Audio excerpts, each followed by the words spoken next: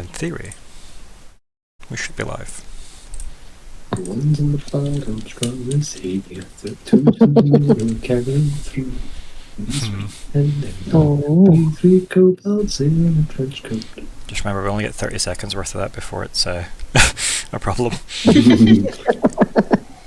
That's why I fight with my echolalia every week. The worse I am at singing, the more okay it is.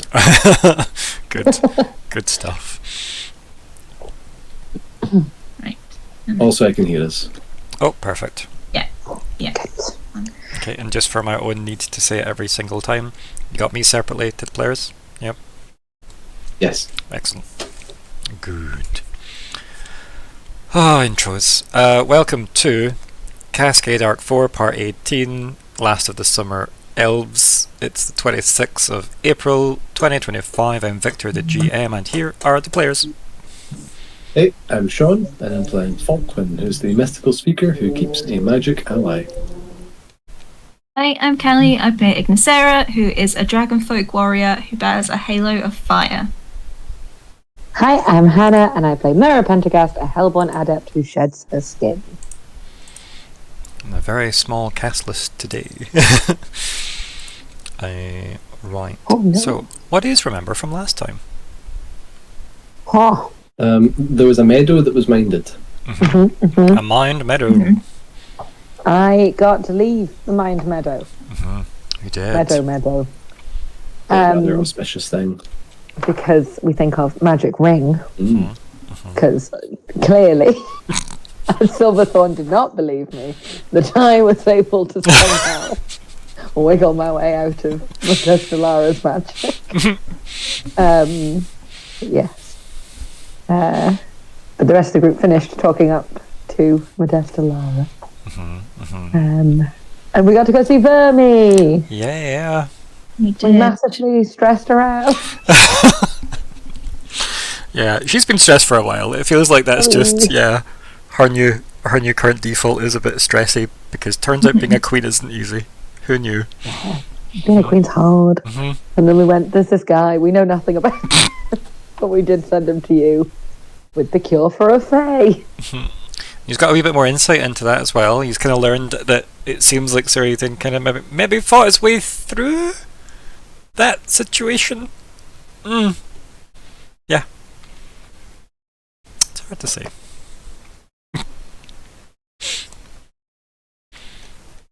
Yeah, like he wanted to kill Harold until he met him as well, kind of thing. That's what we expect. And he got past all the guards. All of them. All of them. So we added more question marks to everything because there was no records of him in Denk. Apparently. Yep. Then what happened? We weren't sure whether to tell her about the road, the path through and things. We had some chat from Lockheart with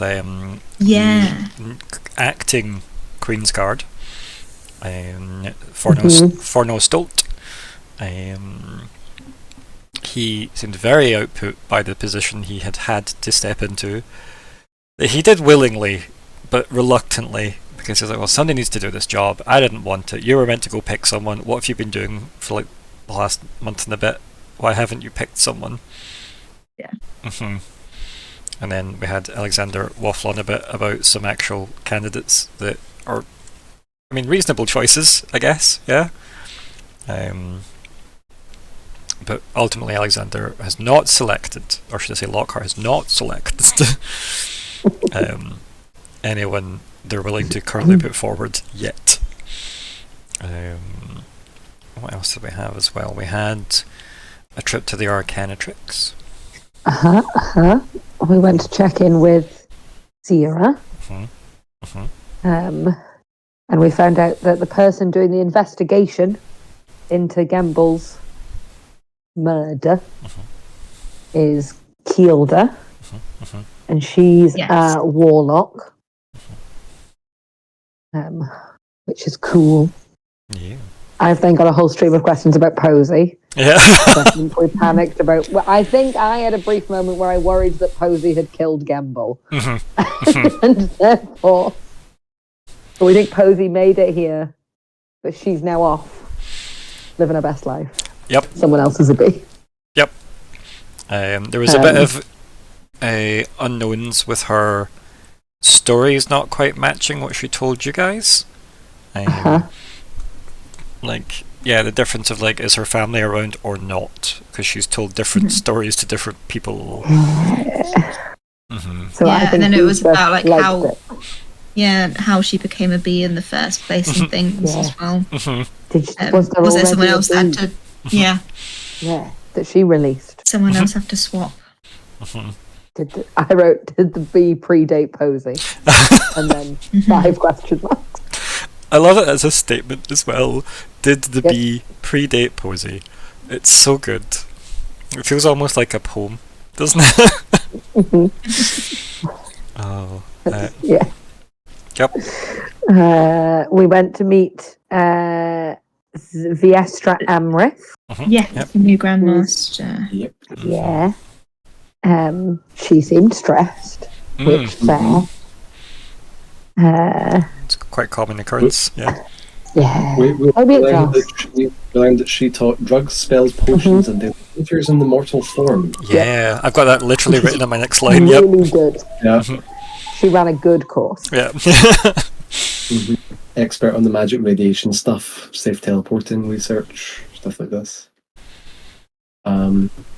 She did give us access to Gamble's research, so we needed to go to the library, which meant that we needed to go probably via Heligoth, which Falkwin wasn't enjoying the idea of. So Falkwin swung by the punchy wizard people, the warlocks. Yep. They don't punch, but the fighty ones. Yeah, you can tell my brain is about as good as my camera right now. I should restart that at some point. I love it. I actually love it. It's great. It is cool. It's so retro Maybe it's how Alu Ben sees the world. Yeah. Maybe. Maybe. Maybe it is an accurate representation of my brain at the moment. So, I don't know. Fair. But yeah, Falkwin is maybe a jock. Discoveries, like personal discoveries were made. Maybe not so much of a nerd after all. It kind of fits. So he kind of volunteered as like an undercover agent, and Kilda didn't hate the idea, but was like, okay, well, you just go, you do your stuff, and like if you want to join us, then cool, do that once you qualify. And if like we need you while you're away, then thank you for letting us know you're there. So who knows what will happen with that? But Falkwin's got a personal goal now, which is cool. Yeah, no, it's good. Like, Kilda definitely seemed like pleased that you'd made yourself available, but was like, oh, if we needed you, we would contact you anyway. Like that weird personality of, well, of course you're available to us, right? Like, you're part of the Arcanatrix. Yeah. The And we team learned- library. Well, before we move away from Kilda, we did learn that she's at least quite a bit orc. Yes. Yeah, Yes. she was half, Came at from least Paris. half, or half-ish, or like part. Yeah. Yeah. We also, just to jump back slightly, because we were talking about being qualified, the fact they pinged all of the Arcanatrix was to check where we all were. I Yes. have that written in mind So as they well. did like a thing where you all at. Who's standing above Gamble with them? We were in sin at the time. We always had been in sin. Yeah. We had a very harrowing journey together. We all remember those sessions. Yeah. Oh yeah, the desert. Yeah, team Myr'ra probably in opposition to Falkwin probably gets on quite well with Helig. Being a bit of more of a book nerd. So I was quite happy to go to the library. I like that Myr'ra and Ignysera were the ones in the library, and that when Falkwin went to see the Warlocks, Nori came along for, I guess, shits and giggles, and Lockheart came along to babysit. It's written down here. It's not unlikely. Sensible. So yeah, we went. Unfortunately, Helgath was not there, and instead, taking a break from his course in psychometry and ancient ruins, was my favourite professor.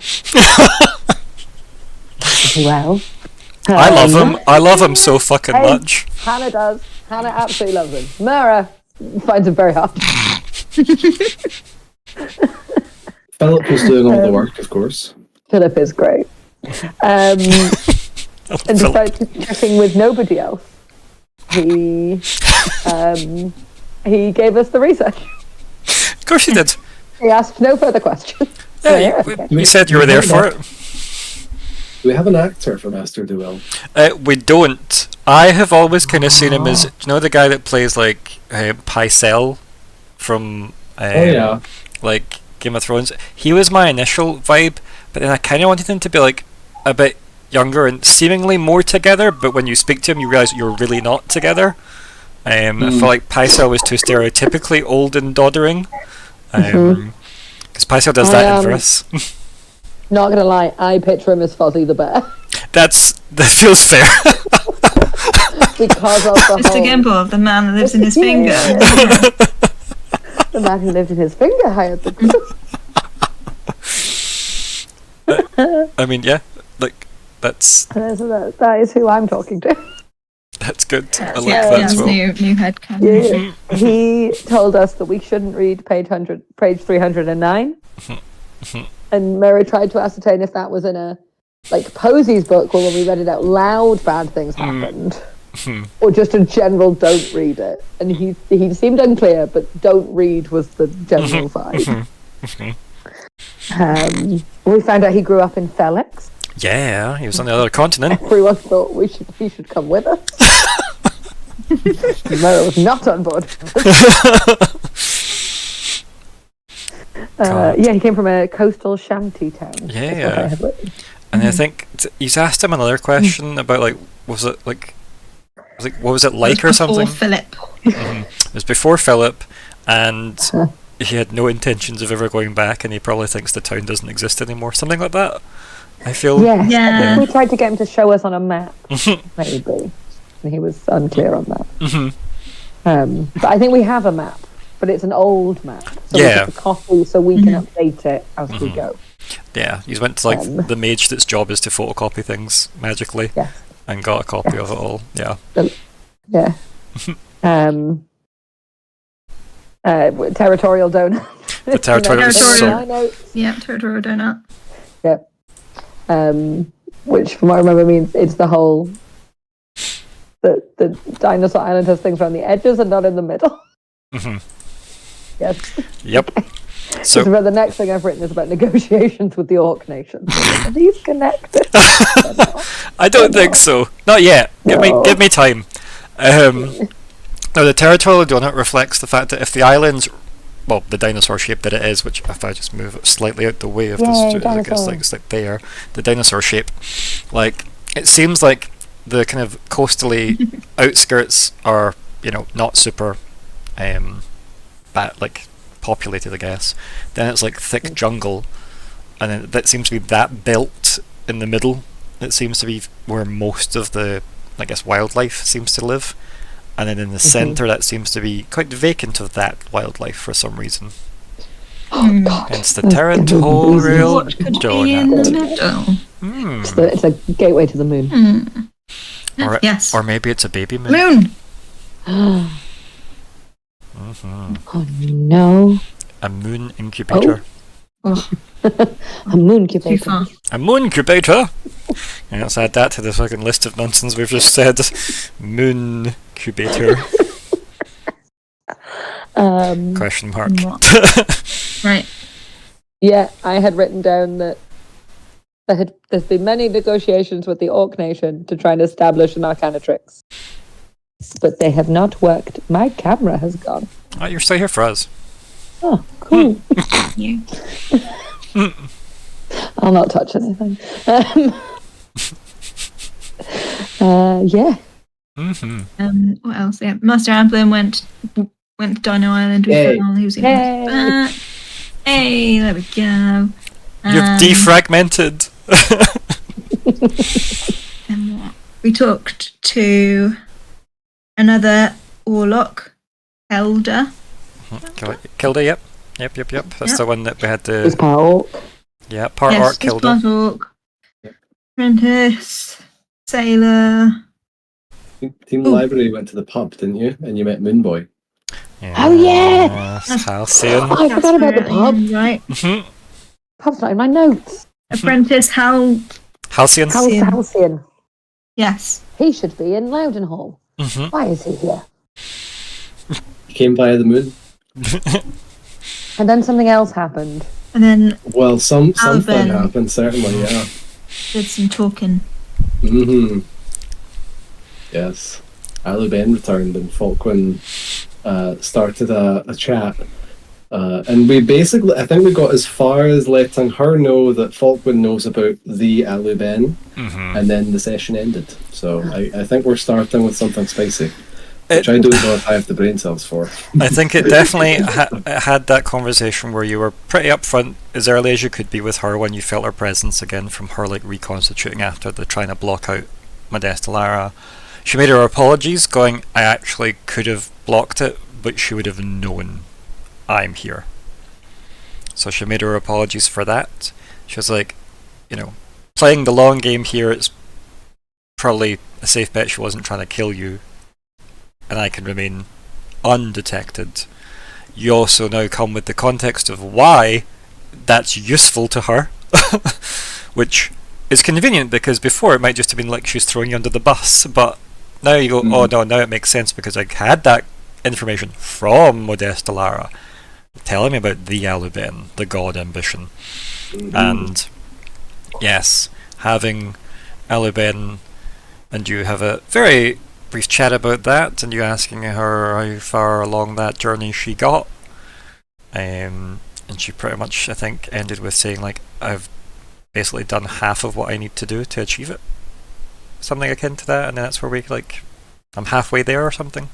That's what it was, and that's where we ended on her note of going, I'm halfway there to becoming a god, apparently. Half of a god. Yeah, it's not bad. My best friend. I'm so proud. So, yes, perhaps we'll have Falkwin maybe indulging in a drink to cope with that little bombshell initially at the bar, and I'm assuming perhaps Myr'ra wants to approach Halcyon. Absolutely. Yeah. I buy drinks and I go to his table. I think Nori finds a game of cards to sit at whenever they return, and likewise Lockheart also can do something similar by just probably observing the table game of cards. So yes, you approach. Halcyon kind of just seems to be like almost like staring and hugging into like wooden tankardy thing. Just so that looks like it maybe needs a refresh. And I like slide and you. And then they like look quite startled at that and look up, and kind of like you can see their eyes are somewhat tipsy, and like they're kind of like shutting their eyes because like the light, and you're going, oh, was this your table? No. We've met very, very briefly under very strange circumstances. Oh, forgive me. Like wipes his like hands on his robes, and then like goes to like stand up awkwardly, hits his knee off the table, like. Oh no, it's okay. Ignysera, would you have come with me? Yeah, let's say yeah. Yes. Yeah. This is my friend Ignysera. I'm Myr'ra. We met in Loudonhall. I wasn't there. And he like, looks between the two of you and goes, right. Oh, strange. Sorry. The business with the right. I just nod. I'm like, yes, it'll be that. Because he doesn't really know how to formulate. He goes, oh, I meant to write about what all that was about. How did you do that? Crap. Well, it was a celestial. Can there a hand wave it? It's like it was a celestial church matter. You could, if They you want, sorted it out. why don't you give me a persuasion roll for Oh that? no, I'm hindered in that. Hey, look at that! Look who's joined the party. Okay. Right. Hello, Oh my can you hear me? Hello. Yeah. Do I just give us your intro? Hello, I am Alexander. Definitely not late. Definitely not. Having Viktor summon my internet again for some reason, it only works when you give it permission, apparently. I'm doming your internet, apparently, yes. And I'm playing Lockheart Dourf, Empathic speaker. He is exactly the sort of person you want interpreting law. Well, welcome. Nah. We've done our recap, but we've only just started with Myr'ra and Ignysera approaching Halcyon. Would you like to leave Nori to his card game that you went to supervise and maybe head over to them two to be part of that scene too? Since you also know who Halcyon is. I think I made the appropriate bets and gave the nudge on the right side and read someone's mind and help them already. Like, good luck, 4 taps on the one shoulder, 2 taps on the other for the suit and the card number. Yep. So yeah, you head over as Halcyon's chatting away to Myr'ra and Ignysera, and you hear Halcyon ask the question about like, how is it you did that? And then you rolled really fucking well. I rolled really well. I'm obviously vague enough, but like compelling enough at the right moment. I suppose being like Helborn maybe comes into effect of like, oh well, celestial influence. There was something like she hand waves it in a way that like lays blame at everybody's door. Yeah. But without actually saying anything. It's almost that way of like, you've posed that many questions in his mind that he doesn't realise he never got an answer. Yeah. She wears on for quite a long time about like Myr'ra and like communication and across boundaries and the radiation from teleportation and some unplanned reconstruction of a graveyard. Like, yeah. And then Lockheart fell into a tree. And then, like, Halcyon looks quite perplexed by all this, but you can tell that Halcyon's quite tipsy anyway. So he kind of like blinks a couple of times and goes, "Oh, okay." Yes, it was quite an exciting first mission. Right. Did you get Master Amblin's letter? No. You wrote us a letter? I asked him to, because you had inquired, right? Yes. When did you see him? And he tries to think about, when were you there? It was it was before the Queen's birthday. Yes. And the old Queen. And he's like on his fingers that he starts to count back and he goes, about 4 months ago. So let's retroactively go. So from Arc 1, where you were, it was effectively like 3 weeks after you guys were there. Because you were there for a day and a half, remember, in Loudenhall. Took ages to get there. Ages to get there, but yet you solved that mystery really bloody quickly. So it's about 3 weeks after that. Oh.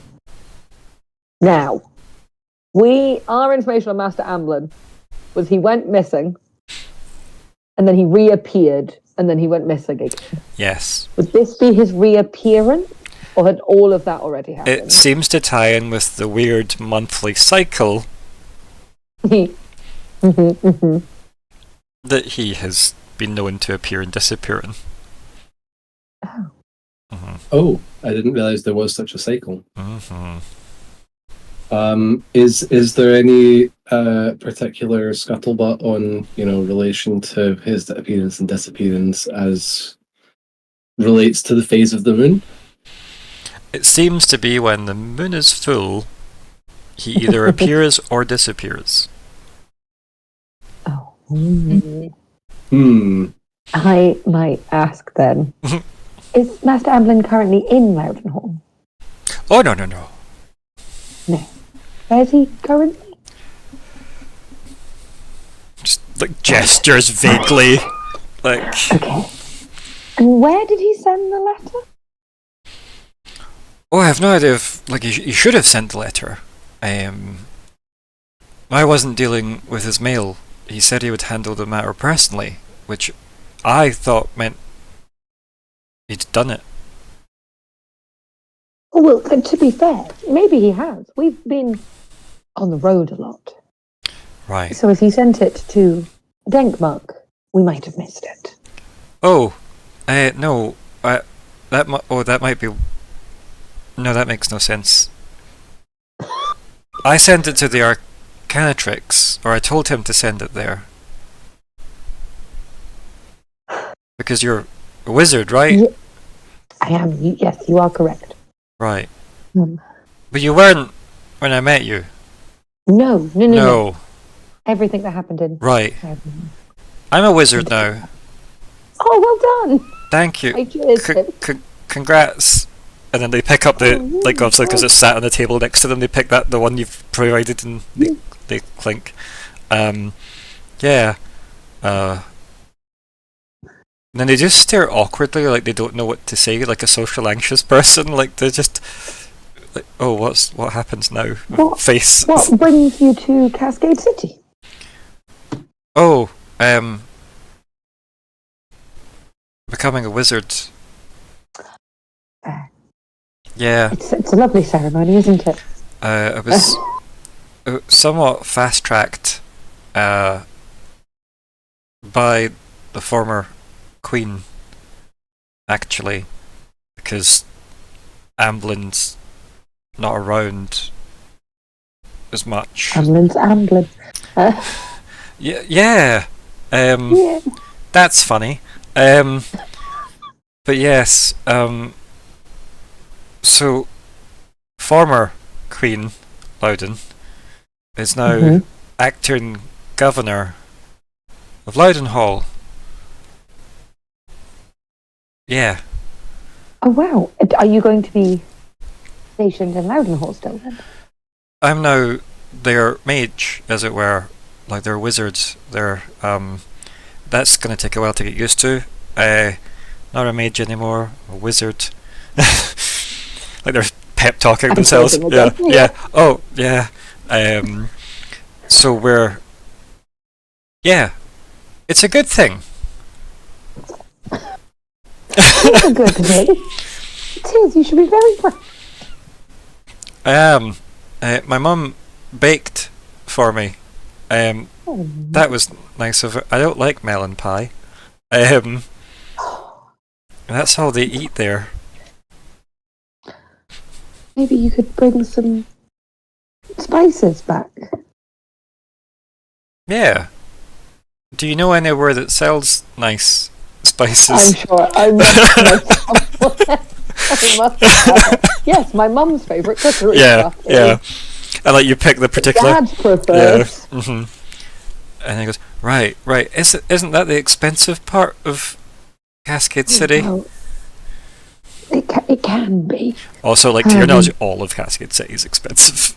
Yeah. But he's like a country boy. Bless him. Mm-hmm. Well, are you here long, or? I should go back soon. Did you need me for something? Oh, it's always nice to see a familiar face. I'm so sorry, we've been very rude. Who's your friend? His friend? I look at the. Does he not have? Was he not talking No, to someone? no. Like a bearing? No, he was just by himself. Yeah. Oh. Was it like? Does MD remember him talking to someone? I don't. But No, I might. I think he was. Yeah, I'm sure. That's fine. I think Yeah, I yeah. said he was by himself. If I didn't, then you know is that he's by himself because I don't remember that person. So clearly they weren't important. That's fine. Yeah. All I have is then went to pub. Halcyon is there. Yeah. Ambulance apprentice, semicolon, moon boy. And my notes literally say Halcyon is in the pub in Cascade City. So yeah, that was good enough for me. Lovely. The faves strike again. Yeah. Oh, we should make sure he has fun here. I don't know. Do we need Halcyon for? Just to clarify, was your the fast tracking of that of your qualifications under following Loudon taking up residence as governor, or while she was queen? Oh, no, governor. Ness, Right, governor, okay, yeah. former queen. He doesn't really know how to address her at this point. Governess Loudon, my nanny. The Queen Mother. The Queen Mother. I mean, she is. It's not a title they're super eager to share a lot, though. Yeah, that's for that. Maybe draws attention. Like, they're not specifically hiding it anymore, but they're also not broadcasting it. But yeah, do you need Halcyon for anything? Also, did you have any Did you have any particular avenue of thought there, Alexander, for your questioning? Yes, no, I was just I was wondering, was Loudon Pride fast tracking? Right. That's why I was like, but no, if it's afterwards, then not. And I think as well, we had learned when we were in Loudon Hall that he's basically been doing the job anyway. Yep. Yeah. And because Amblin is who he is. Yes. Oh, that's fascinating that he was supposed to write us a letter. But there's. So, does it imply that he has actually come back more than once then? Suggesting sort of the monthly. I mean, how long has it been in game since yous were there? Do you have any idea how much time has passed since? No concept. Because I've just said it was 4 months. Yeah. Because that was easier to just say than think about how long it's actually been. Well, we did this and then we travelled. I don't even think it's been 4 months. No, probably all the teleporting. Maybe not. We did some walking. Yeah. There was a couple of weeks here and there that ate up time, but I think we can just say 4 months and that's comfortable with me. That we were aware of him going away and coming back once and then going away again. Correct. He was away when you were there, and then it seems like the new moon cycle that came around, he came back. So it seems like month away, month back, month away, month back. And he's currently away. Well, maybe we should ask, on your return to Loudon Hall, if Master Amblin pops back up again, maybe ask him to confirm this letter? Yeah, it's weird you didn't get it. Have you checked the Arcana tricks? I can, yeah, I'll double check, because it's always worth everybody checking. Yeah. I'm staying there tonight. I can check. Oh, super. Where are you staying in case I need to reach you? I can do that. Oh, amazing. So can we. We can stay at my parents' house. / we might have rooms in the range. Yeah. I think the vibe you get from your ambassadorial privileges are currently lukewarm at best. Pending. Yeah. It's maybe worth Yeah, we've staying got at your like parents'. call-outs and like yeah. I think we described it as like a townhouse or something before anyway, Yeah. right? Like some kind of like, so it's big enough to. It's got like yeah. it's got like a basement that I could and a roof. Yeah. It's got like a roof garden. Hell yeah. So yeah, I did my parents' address. yeah, and like Handing out willy-nilly at this point. and like he pulls out like a kind of a piece of parchment and he like kind of just like clicks his fingers and has like a quill. And he starts like scribbling down the address, and then like rolls up the paper and just like slides it back in his sleeve, and he says, "Oh, he did give me a graduation gift, though."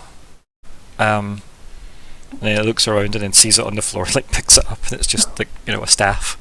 He goes, "So that was odd." I'm sure he planned for this. Myr'ra thinks so. Like, maybe. That would make sense. Yeah, if he knew. That would make sense why I would just go away, I guess. He knew he could trust you. I'm really going to try and hype him up. Yeah, and I think you can work out that, like... he means. Yeah, and you can work out that, like, Halcyon's obviously... It's when he's went away that then he's been approached to be like, you're getting promoted to wizard, so obviously Amblin's not been there during that period, but he gave him a graduation gift anyway. It's like, well, how did he get that? If he's away. So, yeah. We're on the moon the whole time. Everything's the moon. Siri Thane is the moon. That would make so much sense. I think at this point, yeah, you're right. Yeah. We could ask him about Siri Thane. Let's not. Are you? When I need to freeze my camera, I'm just going to say something provocative about Siri Thane and go for a nap for a couple of hours while you use debate stuff. Yeah. You come back and everything's red straight. Yeah. Yeah, How do we try and hype Yeah. Halcyon up? Be like, you believe in yourself. Like, you're great. My image of Siri Thane is now forever ruined. I've just, like, all I can think of him now is him just, like, holding a blunt, just going, like, yeah, I'm the moon. Like, smoking lunar bloom, obviously, right? Yeah, We're all the moon. And we were always the moon. I mean, yeah, fair. I mean, why the hell not? Right. So he takes on board like your compliment and stuff, and he goes, "Yeah. I mean, that's what former Queen Loudon said. I'm doing my job now. I'm doing that anyway. So I'm like, yeah." You can tell he's struggling to speak because, he's also, you can say maybe he drank more than he's used to drinking, and he's obviously celebrating a loan. Like, yeah. Yeah. Yeah. Yeah, I'm happy to get cheers to him and make sure he feels like he's not celebrating alone. Yeah, I mean, you could spend more time with them in the abstract if you wanted to just sit at a table with them, have some drinks, and then you can let me know. I can get him a cake. I know in nearby the whole night bakery. I run to the whole night bakery. Yep. I need a cake. It needs to say congratulations, you're a wizard. Yeah. Did we ask him anything about Master Amblin going to Dinosaur Island? No. No, we could. It's a good. We probably should. We should probably do that. That would make sense. Yeah. So, I mean, obviously it was Master Amblin, not Halcyon, but He might have talked about it. He might have told him about it. Yeah. I guess Lockheart probably. So we screen wipe to everybody having cake now. And little party hats. Yeah, and party hats. And like the bar staff have sang for "He's a Jolly Good Fellow." Yes, beautiful. Yep. So, we found your former master has quite the varied interests and fields that he even made an expedition to Dinosaur Island. Did he ever speak of that to you? Yeah, a few times. Yeah, what? He's interested in geography. Well, particularly Dinosaur Island, we are in search of a few things from there, particularly assisting the Arcanatrix. He kind of perks up at that, like as if, yeah, that's my job. Yeah. Yeah. You might be familiar with the King's best friend. Yeah. And the use of their eggshells as reagent components. No. Neither am I, but apparently it's one that... that's quite dangerous. Well, hopefully would prove to be then useful in the ways of magical science. So, something... one moment, it'll come back to me. And is a similar thing with his eyes that you saw Grandmaster, Vestra do. And it's almost like that kind of almost like recall spell. And he goes, yeah, that's it. Maybe have something to clean off the pheromones from the egg shells, otherwise you might be lunch. Okay, good to know. Yeah, they're quite pungent still for, I think, 1 or 2 weeks maybe, but they don't really they kind of decay by about 3 weeks, so it doesn't really matter. But yeah, that's something he said.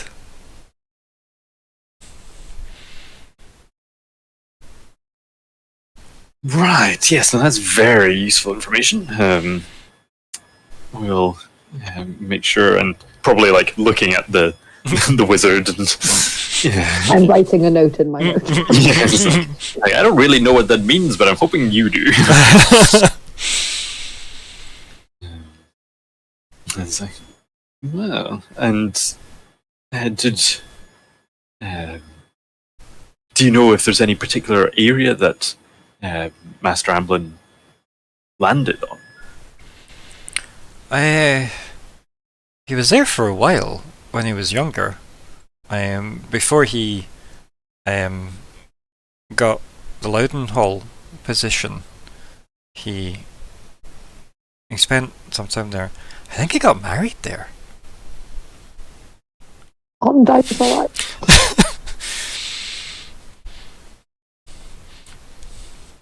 Ow. So many notes. So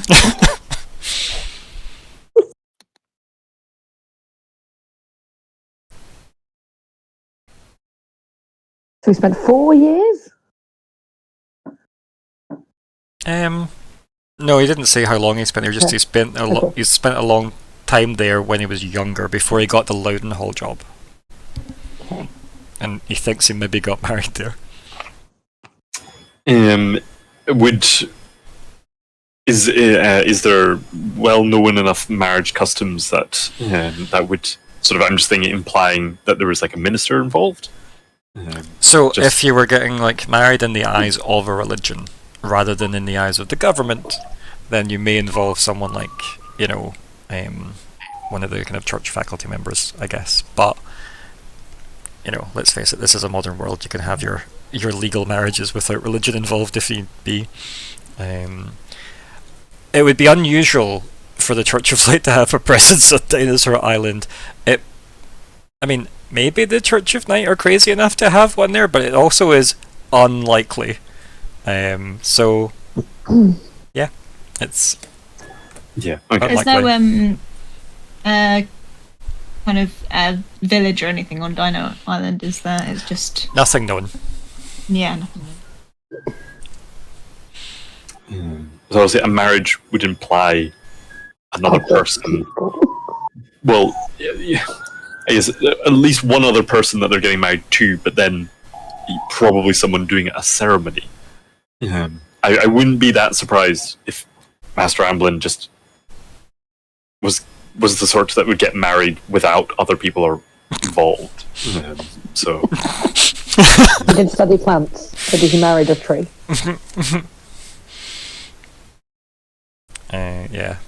Do you ask Halcyon any more questions about Amblin's time with Dinosaur Island? yeah, it's like, and did you ever meet their betrothed? No, unfortunately. She died quite young. She was a Saurian. They don't tend to live, unfortunately, like that long, and given the environments they tend to grow up in, it can be quite difficult for them to see like 40 or 50 sometimes.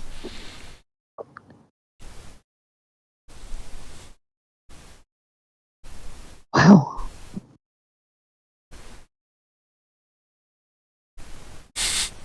I don't suppose you knew their name. Oh yeah, like I spoke of her fondly all the time. Kissed by the sun.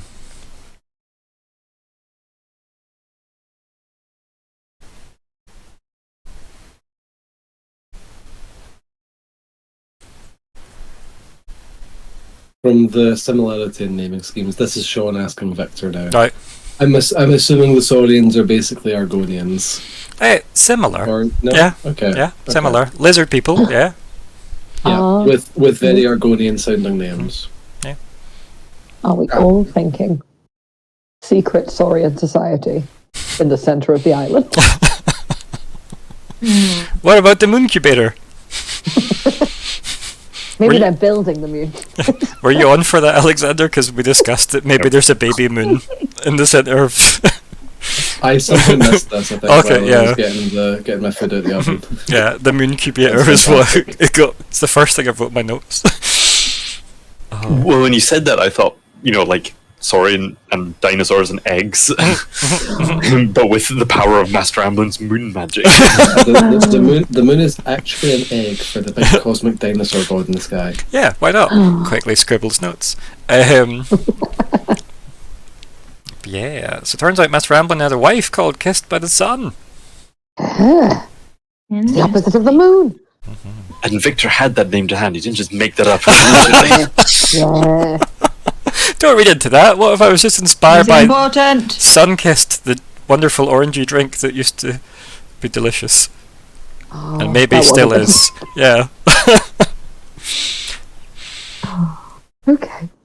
Wait, so he was on Dinosaur Island for years Seems like it, yeah. at this point.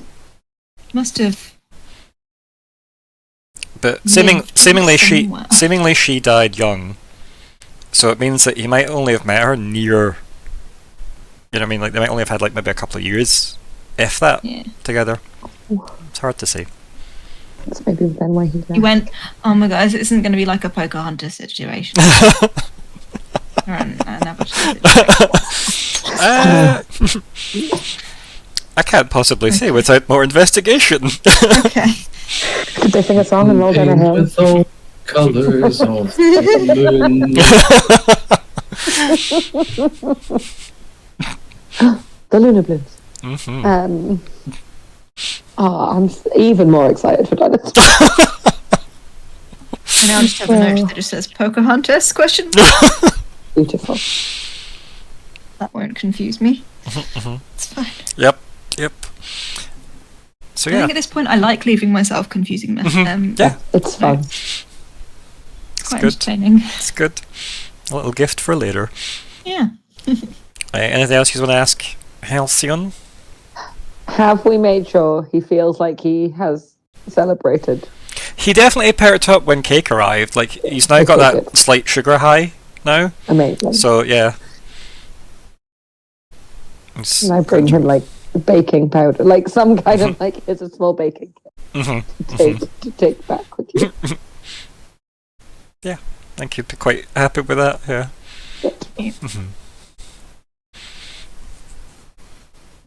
Did he sort of say that he's got, like, messaging? He said a lot that inferred he could message. I think he never specifically confirmed that. We were just thinking, would it be, like, if Master Amblin does turn up to message us? You can ask that if you want, yeah? Do you want to just impart that before you... Well, certainly we... you've been very helpful to us. If we had the chance, we would like to speak with Master Amblin. If you happen to come across him again. Do you have any way of letting us know that Master Amblin's back terra firma? I could write to the Arcantrix if you wanted. But if you're planning a trip away, I don't know if... because he goes away and comes back. Yes. I don't know if him coming back and then me telling you by the time the letter got to the Arcanatrix, and then they would have to forward it on to wherever you were. And if you were on Dinosaur Island, by the time you got the letter, and by the time you get back... Actually, that might work. And he's like, starts it as if, actually, that's a lot of weeks. Like, he's working out going, that might be about 2 months. Yes, although if Master Amblin did send a letter that we didn't receive, perhaps... Don't worry about it. He leans in and he goes, do you think someone intercepted the letter? Or Master Amblin was unable to send it? I don't know what would stop him. He may have misplaced the letter, unfortunately. He's been somewhat distracted these last few months. I don't suppose you know if his wife, kissed by the sun, died on Dinosaur Island, or was that later? The way he speaks about her, it sounds like it was on the island, and then that's kind of the only reason he came back and got his master.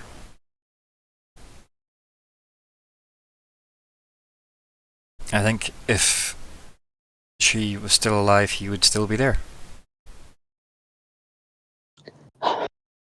Then I might still be on the farm. So, in a way, it's kind of horrible to say, but her misfortune was my gain, and that's an awful thing to say, Halcyon. Why would you say that? He like totally realizes he's maybe had maybe a too blunt moment. I'm quite confident that had Master Amblin continued to live there, some other reason would have caused you to take up the position, and well, maybe not wizard in Loudenhall. Loudenhall. You would have entered into some worthy pursuit nonetheless. Kind of like nods and goes, I'd like to think so.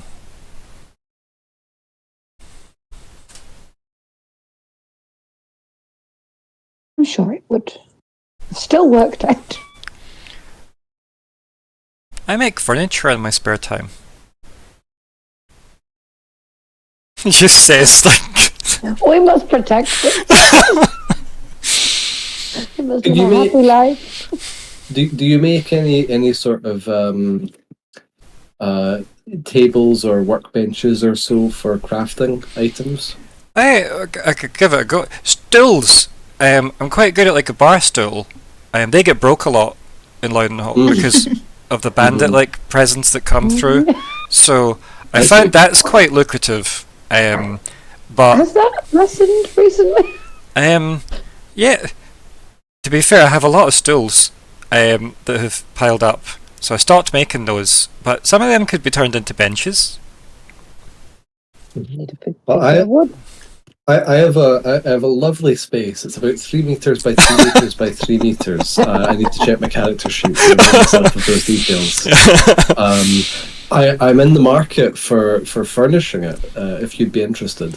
Yeah, no, I would be. When would you need that for, and where would it need to go? Well, the latter question is quite metaphysical, isn't it? Is it? that- Yes. Okay. Does the table need to be metaphysical? That might be trickier. No. A real Oh. table is fine. Okay. I'll if you provide me the table, I will make sure it arrives in the right place. Where will you be to get the table? Good question. I could get it when we return from Dinosaur Island. Okay, that's Come to Loudon Hall. that gives me a good amount of time. Mhm. I am to that, and you want a 3 meter by 3 meter table, No. right? No. Okay.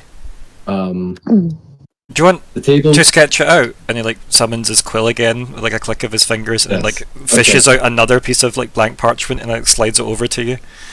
Okay, yeah. So Falkwin sketches out a vague technical drawing of the like floor plan of Aluben's 3x3x3 cube, and sort of like roughly what sort of like work surface. You can probably imagine she would be kind of paying attention and like making suggestions in Falkwin's mind as to how to do this. There's the little drawing for him. She just whispers, "Imported wood." One thing she does actually say is, I don't know how feasible this would be, Falkwin, but if you could get one of the gold leaf forest trees, wood from that tree would be nostalgic, but Yeah. I'm aware that may be quite unrealistic a request. Let's add it to the list. Talking aloud to Halcyon again. If we provide the wood, would you be able to work with wood from a tree of the goldleaf forest? I would. Yes. Okay. That would be excellent. That would be interesting. Would you need us to provide the wood, first of all? I don't want to go there. Okay, I see. Why are you going there? Can I come? Sure, probably. Looks around to the party. Do we want Halcyon along for a trip to the Goldleaf Forest in Arc 4? Let me give you a reminder of the current world's vibe about the Goldleaf Forest is it's haunted as fuck, and nobody goes there. Like they feel it's cursed as hell. Yeah, but however, if we think a Goldleaf elf is involved with Heart Piercer, Mm-hmm. at some point we are probably going there. And Yeah, you've We got can let Adept. Halcyon know when we yeah. want to do that. Mhm. Yeah, let's pop us on the road. We don't need to go into the forest. We just need to get to the edge Yeah. of it. To the Exactly. edge, Yeah. one tree down, Yeah. leg it. Well, maybe a couple of trees. Leg it. Yeah. I'm down. If you train that Ava Raptor bird that you've got to carry the tree to Loudon Hall, might save a lot of work. Remember, they things can lift carriages.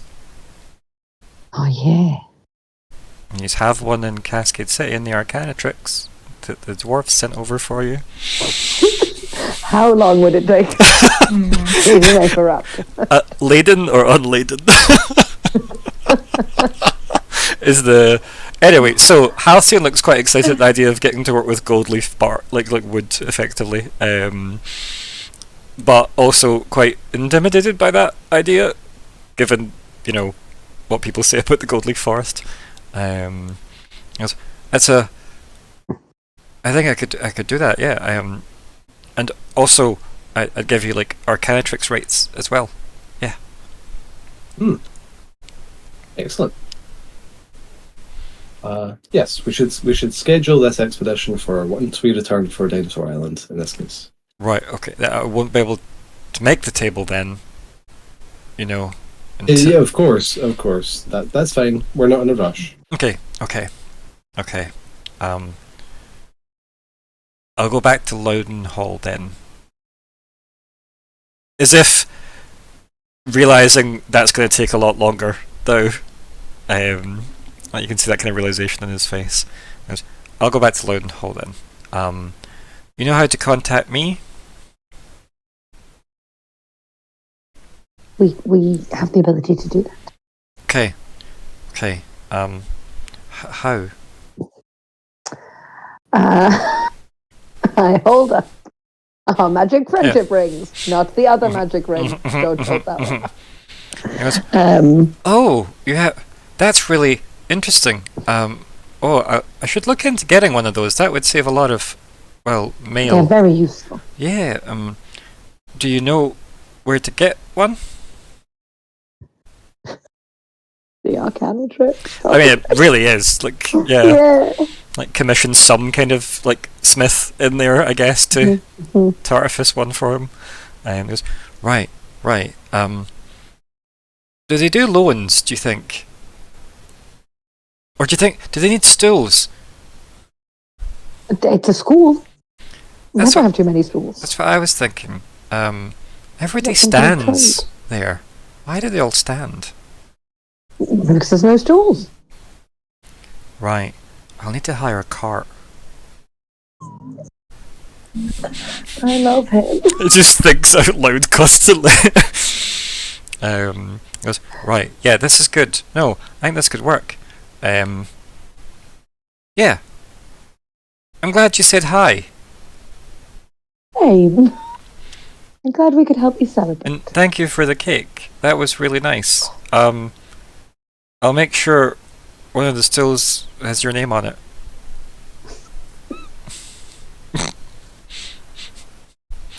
Thank you. It's hard to tell if he means he's sending one for you or if it will just literally have. Just gonna have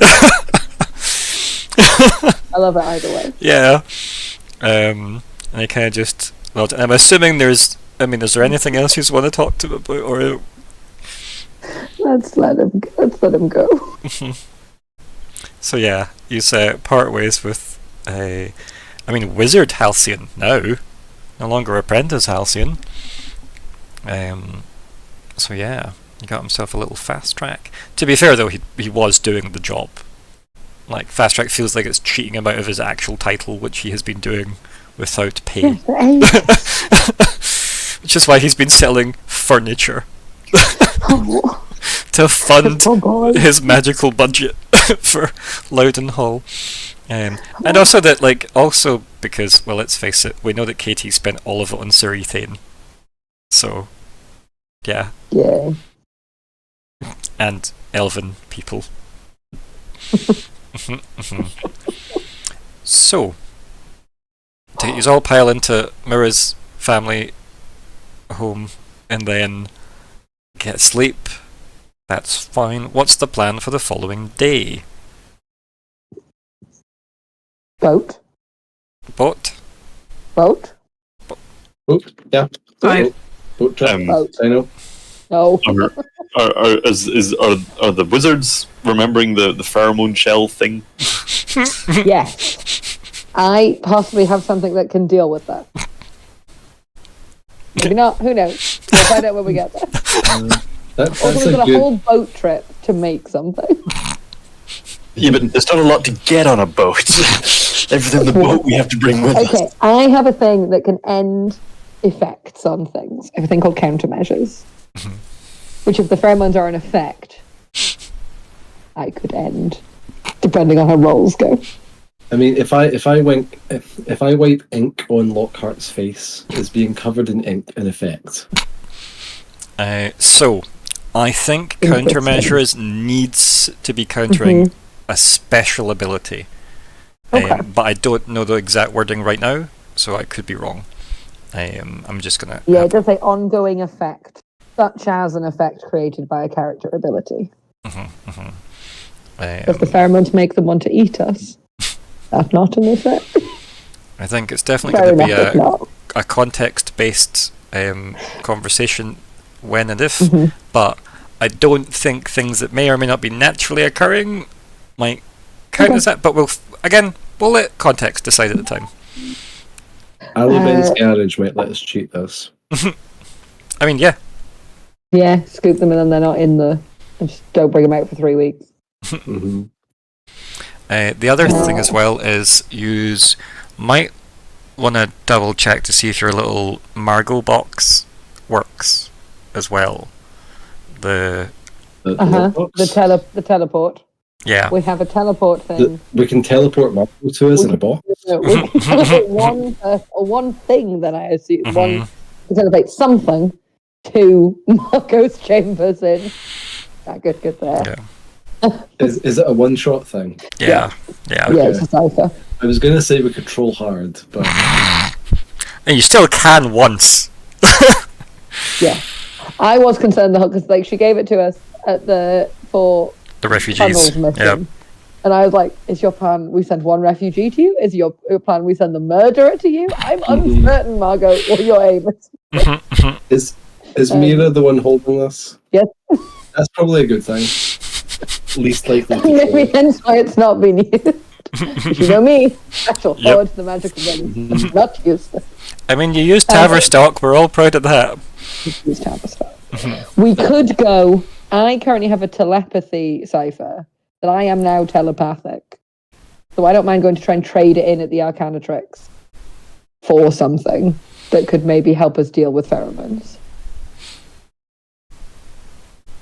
Yeah. Or reagent, or like ingredients or something. Yeah. What level is it's it? A level 8. Yeah, it's pretty damn good. Yeah. But again, I have telepathy now, so yeah. I'm unlikely to use it. Yeah, I'm happy to go to whatever arcane, like, library. It's probably Sierra. I go back to Sierra. You don't want to go to the library? No, and see if Helga's come back? We'll be there for 900 years. Also, I think if Sierra's the one who was able to get all the who got us in trouble in the first place, able to have access to all the reagents, she might still have access to things.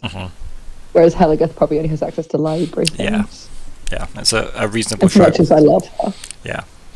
I mean, the good thing is she is also, like, probably a lot higher ranked within the echelons of the Arcanatrix compared to Sierra, who's working on her masters. That's true. Yeah. Yeah. Whereas you were mentored by Helga, which means she's a master. Yes. Yeah. I can have another go. But either way, you've got a level 8 cipher you could easily exchange in for something pretty punchy, let's face it. Yeah. What's the thoughts, gang? To do that. I will say if we're trading in ciphers just as is, I'd say that if you're trading in 8, you'd get a 7 back. Yeah, but that does seem reasonable still. Yeah. And I'm happy with 1s being common enough that you get a 1 back anyway. That's fine by me. And would you like to just write down something that, you have a level 7, something that deals with the pheromones of, the eggshells? Yeah. I'm happy for that to be this. I can't spell pheromone. It's okay. Starts with PH. Yes.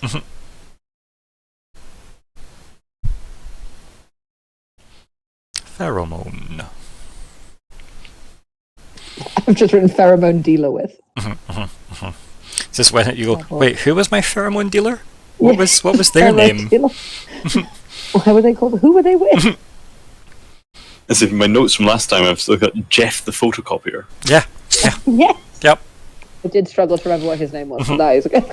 Let me add that in as well. Jeff the photocopier. I would definitely go for the spelling of Jeff as well. Jeff the photocopier mage. There might even have been a time where you had to do that duty as well for like a spell. Do you know what I mean? Yeah, for sure. No pun intended. So yeah, you trade that in, you get that. Anyone get anything else they wish to collect supply-wise before heading out? We will also checkpoint enough time for Chris and Nori to have sorted themselves out in some fashion. Either the rest of last night and or a little bit of today.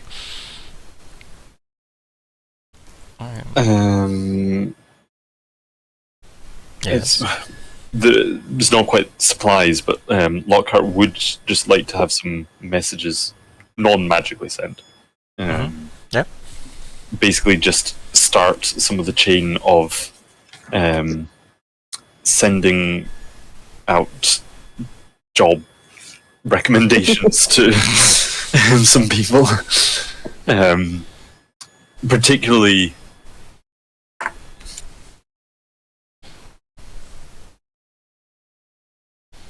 Did my audio die or did Lockhart's? No, Lockhart's just paused briefly to read notes.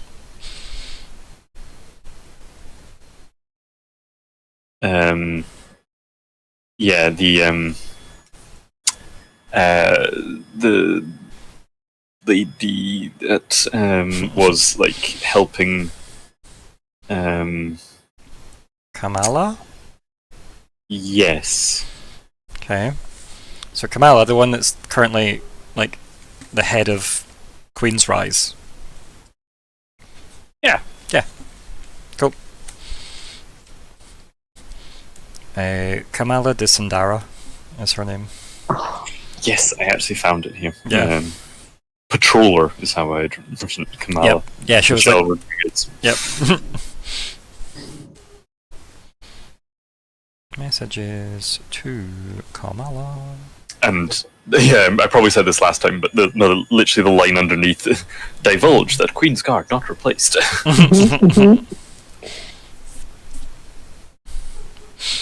Anyone else you're sending a letter to?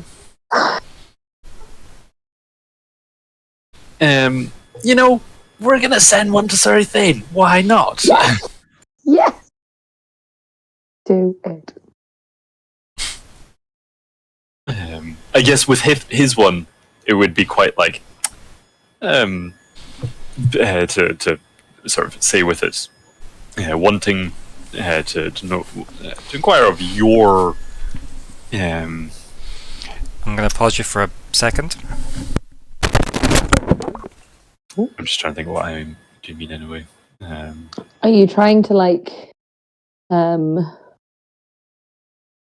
clear the air? Like try to be like, what was your experience of our previous interaction? Well, it's more just like, well, I know you're unlikely to say yes. I just wanted to say I consider you for this position, or to be one of the candidates for this position. Not because, again, like, while Lockhart has been asked to like find people, it's also not Lockhart's decision who actually gets it. So Lockhart's not saying I choose you, but it's like you're one of the people that I would feel could do it. Yeah, so, and I think that's. I mean, Vermi did say to you like, get me a list of people, right? Like, yeah, that's kind of your job now to get me a new Queen's Guard. She's going to take your recommendation with a lot of weight. It might be a hard sell. She's at least visibly aware of his capabilities. Yeah. I say I know it's a unlikely one, but I think it is one that Lockhart would try. And she also did say like she's not sure she could take him. Yeah. And that's something for Vermi, because Vermi was very capable. Vermi fought pride. Yeah, let's remember that she did hold her own against Pride. Granted, Pride was in a very weird state, but yeah, she wasn't just vaporized. no. We've seen Pride do to others. So yeah, anyone else? So Kamala, everything. Riven. Yeah, I'll add it in. You'll get an immediate reply from Hedera. So we're not doing it magically. We're doing it. No, I know, but like, I mean, like you'll get an immediate reply when that letter hits. Yep. That'll just be. Or do we just address it to Hedera? So when you think it's appropriate, you can. Care of Hedera. I'll just put Riven/Hedera. Yeah. I mean, if somebody was willing to train, if Hedera was willing to learn, I guess, combat, she's a pretty formidable Queen's Guard, considering she's basically an army. Yeah. We're pleased she's a good person.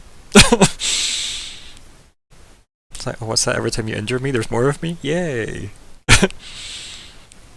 Fight all of us. Right. Anyone else on the list, or any other messages in general to send from any of you? Again, any other tasks you want to do before you get on a boat? I feel like I should speak to my mother. Yeah. But it might, I don't know, Myr'ra might check it out and just leave a note. By the way, I spoke to Grandma. I said there's lots of unfinished business there. She might be coming to visit. Sorry. Are you going to do that thing where you message your grandmother saying, by the way, now's a really good time to visit, and then bugger off on the boat? That's a great plan. But no, I don't think I think Myr'ra feels like she needs to be here for it to referee. What was that, Sean? Was the Ali Ben conversation resolved? I feel like we ended on a bit of a cliffhanger last time. No, we can obviously cover whatever you want to talk to Ali Ben about. We can do that next time as well. No, like this can happen now if you want it to, so it doesn't feel like it's too out of sync. As well. Because what is it you would like to ask her, I guess, off the back of that bombshell she left you on? So halfway there was what we left on, right? What does that mean? Does that mean that your goal is to be twice as powerful as you are now? How does one quantify godhood? It is quite a difficult subject to quantify, Falkwin. The process is quite complex. I would be misleading you if I said that there was an easy way to explain it in terms I think you would understand at such a young age. But the progress I have made so far could be summarized as I have managed to maintain existing without a corporeal vessel. For the most part. And then like gestures to the bracer. Yeah. So your current form is a result of what you achieved. Little did Queen Modesta Lara realize that the exile was accounted for in my process. Her contribution was the energy needed to fuel the ritual.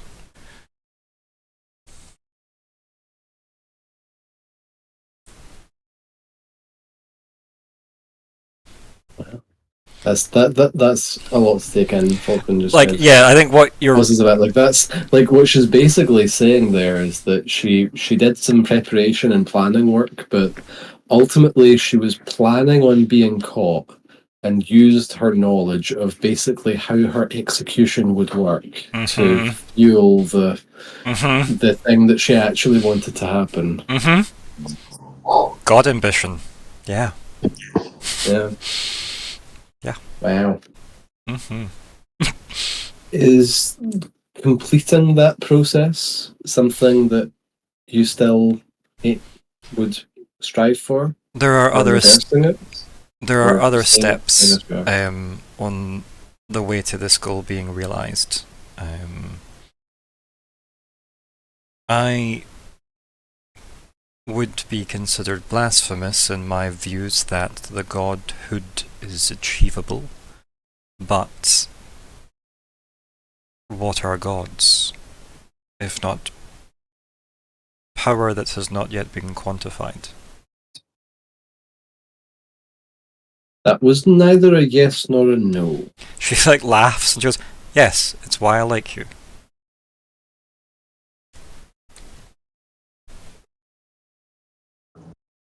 Falkwin just kind of raises his eyebrow. That definitely feels yes flavored to me. I mean, the tone you're getting from her is that she's clearly still on that path, right? That's still her plan, and she's like doing well on that journey.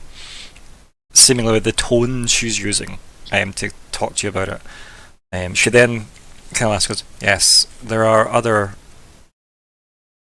roadblocks, not the right term, it's like hiccups, I guess. There are other hiccups that must be overcome along the way, challenges and such, but my current state does come with some quite strict vulnerabilities, and interfacing through yourself will not be ideal for the end goal. Indeed, that makes sense.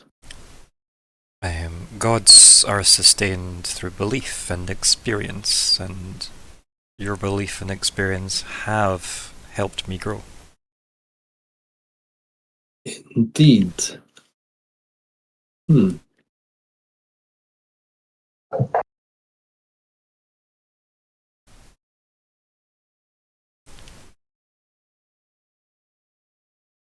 she doesn't say anything else at that point. She's just waiting to see what you do with that information, I guess. I don't know if there's much I can do with that. I guess it would be in Falkwin's character to just kind of leave with a quick, like, well, I hope you'll leave me a high position in your church whenever you establish it. I can think of no one better suited to be my high speaker. Indeed. Maybe Lockhart. She laughs. I'm hurt. But also, yes, he would do good. I mean, you could definitely tell she was just teasing, right? Yeah. She's trying to take the edge off the fact that she just told you she's trying to be a god, and that's quite heavy. Yeah. And that technically her queen killing her was part of her master plan. Yeah. I think you're kind of realizing the scope of her. Against Halibin. I was going to say, yeah, I think you're realizing the scope of her intellect. Yeah. Or at least the absolute gall she has to give it a go. I wonder if yeah, that could tie back, because Modesta Lara doesn't know why she's still alive, and we thought that might be linked to Bran and Elle. What if it's not? What if it's linked to Aluben? That'd be funny. What if, like, Modesta Lara is somehow tied to Aluben via Aluben using this, like, yeah. Wow, that's a good catch. That could be plausible. I can't. Do you want to communicate this to Aluben somehow? But then again, this is a hard thing, because this is conversation between Aluben and I. I mean, you could always just loop someone in at some point later and then reconnect because Aluben's still there. Yes, timey-wimey stuff. Yeah. I don't think Falkwin would hide any of this from any of you. It wouldn't be like a sort of, hey guys, we're at the pub, let me tell you all about this stuff. But like, I can imagine. Like, imagine Halcyon's reaction just at the table as you're all eating cake and goes, so Aluben said that they're half a god. What? Yeah, we've got a long boat ride. I can imagine like Falkwin and Myr'ra sitting down talking magic stuff and this kind of coming up. So, at that point, would you like to ask Aluben what she thinks of that? Sure. How does this mean we know Aluben's a gold leaf now? Because I thought we didn't that's a good know point. that. Oh, that's a good point. You do not know that unless that comes up in conversation now. Oh, dear. Well, okay, there's probably need to, in that case, talk to Aluben about this is a lot. Forgive me for saying so bluntly, you're no longer just the voice in my bracer. I should hope not. No, you're a person. You're a very important person in the world history, either past or future, as far as I can tell. And I suppose as far as you hope to achieve. Well, let's hope the future is brighter, yes. Yes.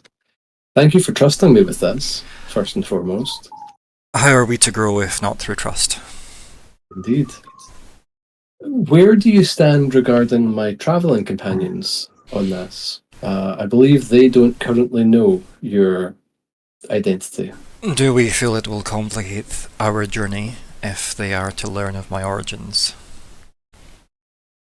Well, I don't believe so. I believe they would all be accepting.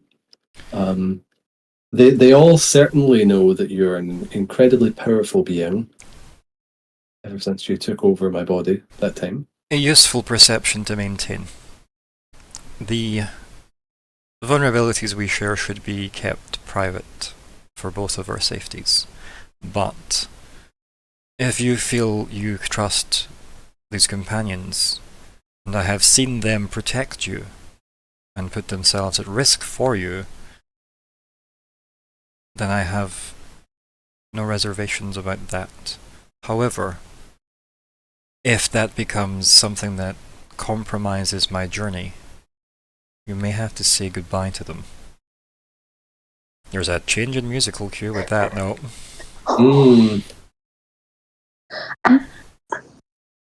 You would say that regardless of whether I told them about you or not, though, right? And this is why you're my favorite.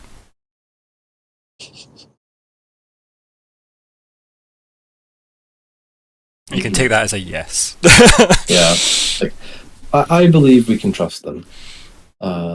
Whether or not I'm right about that regarding your identity clearly won't change your mind about them, because either they will prove trustworthy to you or they won't.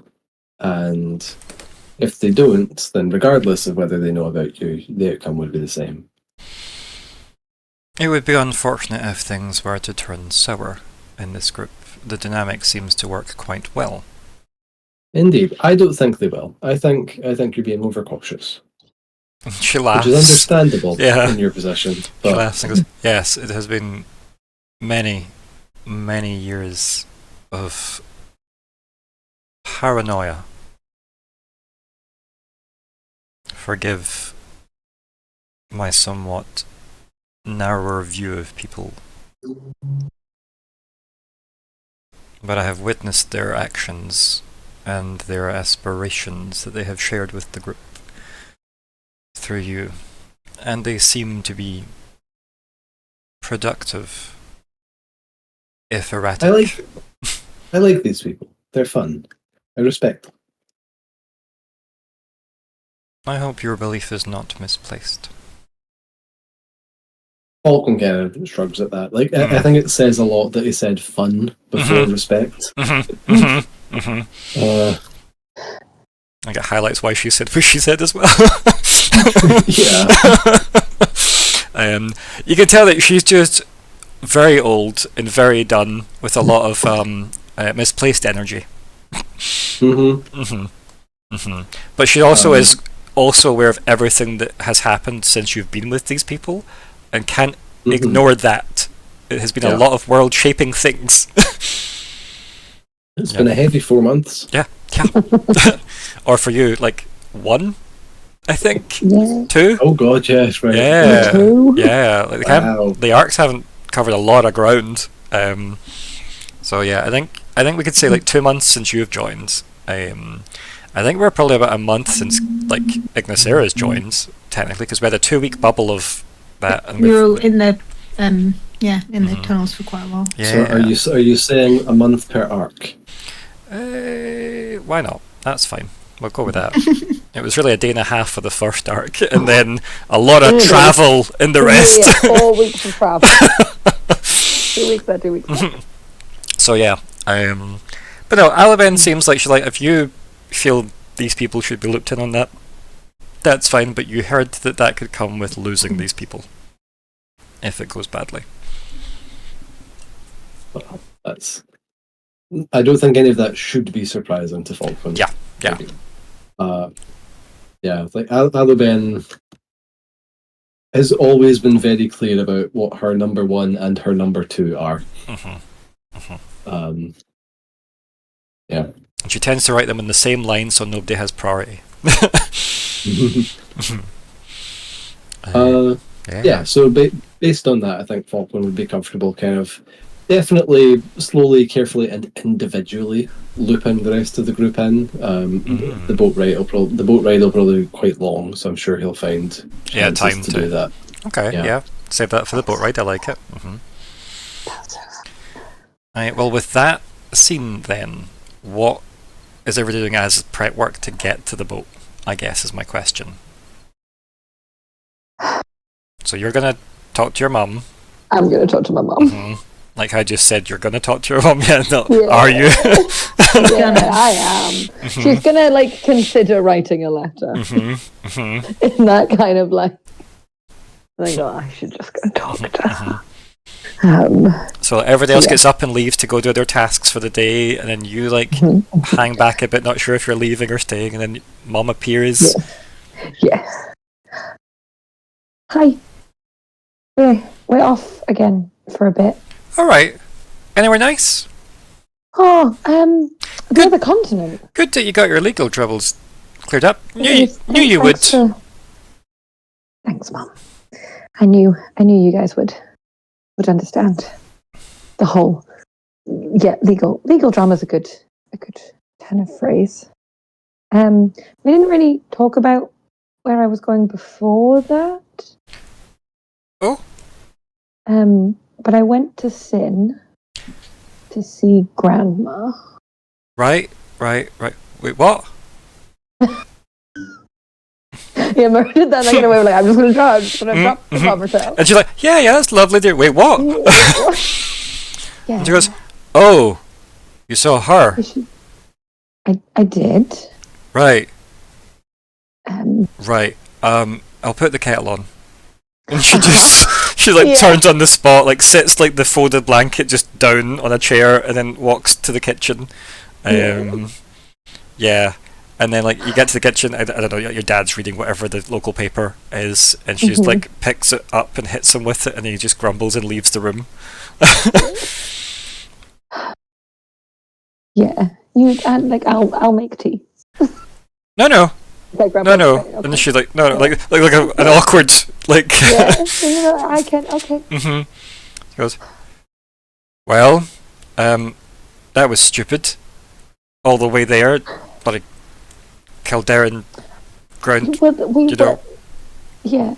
It's okay. That was sorted. You could have said you were going. I knew you'd tell me not to, and I. No, I wouldn't have. I would have said, you shouldn't go. Yeah, Mum, that's the same thing. Well, you're a qualified wizard now. It's not like I can tell you what to do. I know, but I needed to go. Well, did you get what you needed when you were there, or did you just get? She like just takes a deep breath, and goes, and then like the kettle maybe boils over as she goes. You hear the whistle of the kettle, and she just starts pouring tea.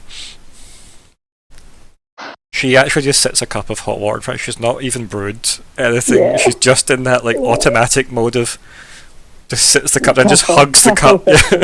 Yeah.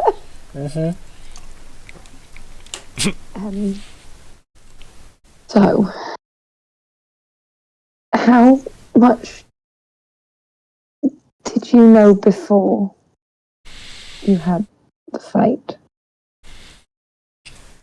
Oh, she just sits and kind of slumps a bit in the chair and goes, well, what did she say?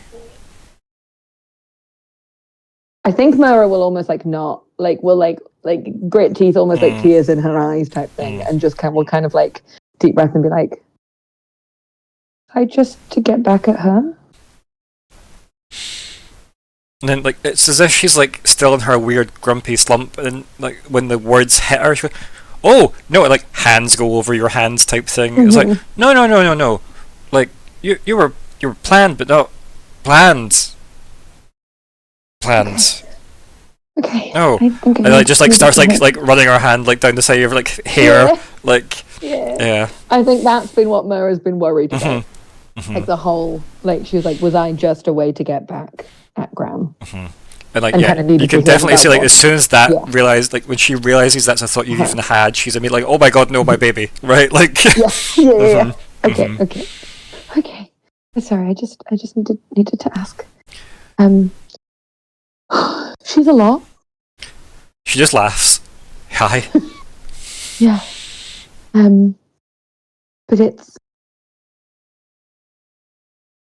I think we all need to talk together because it can't. I thought you did talk to her. Yeah, but all of us. And Maybe even Dad. And we're talking now. You hear like a stumbling from behind the kitchen door where he's like just moving away from the door now. Yep. And she goes, and we're talking now. What more needs said? Mum. Myr'ra. If things are gonna get better and we need to figure out a way for it not to be. It's fine. Weird. She's in sin. Happy. I'm here with you. Happy. She like pats your hand again. You never said you also could transform though. Oh, well, she was very chatty, was she? Well, lots of things happened. She definitely swears and then like pulls it back. Yeah. Like, this is my mum.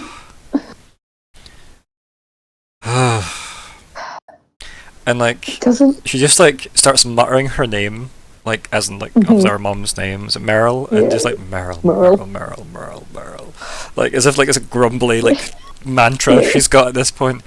And then she goes, well, yes, but I don't need to do it anymore. Okay.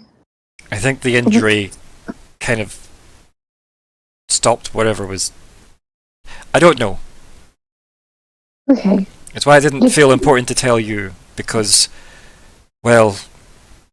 But maybe we should know, because what if that's not good? What if something's wrong, or like what if something happens, and we shouldn't hide things. You and Dad always said. Don't you tell me what me and your father always said. I'm very well aware of what me and your father have said to you. Yeah, I definitely feel like it's that kind of thing of like we'd rather you drink in the house so we know what you're doing. Yeah. like she's definitely had like a no, we are honest and we share.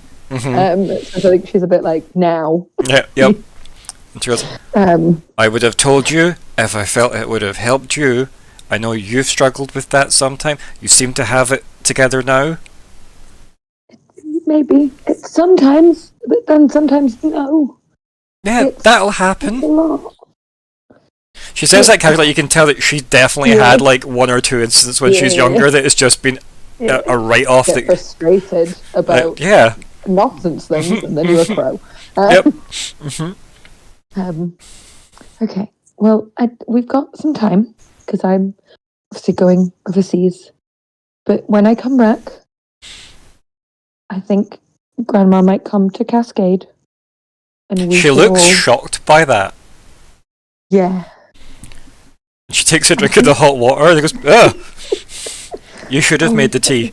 She just sits the cup back down. Sorry. Like I might get up and like rip. Yeah. It's like. Why is she coming to why is she leaving Sin? Well, I think because we can't just let this just continue to take over. Like if I hadn't known, what if I met someone and had a child?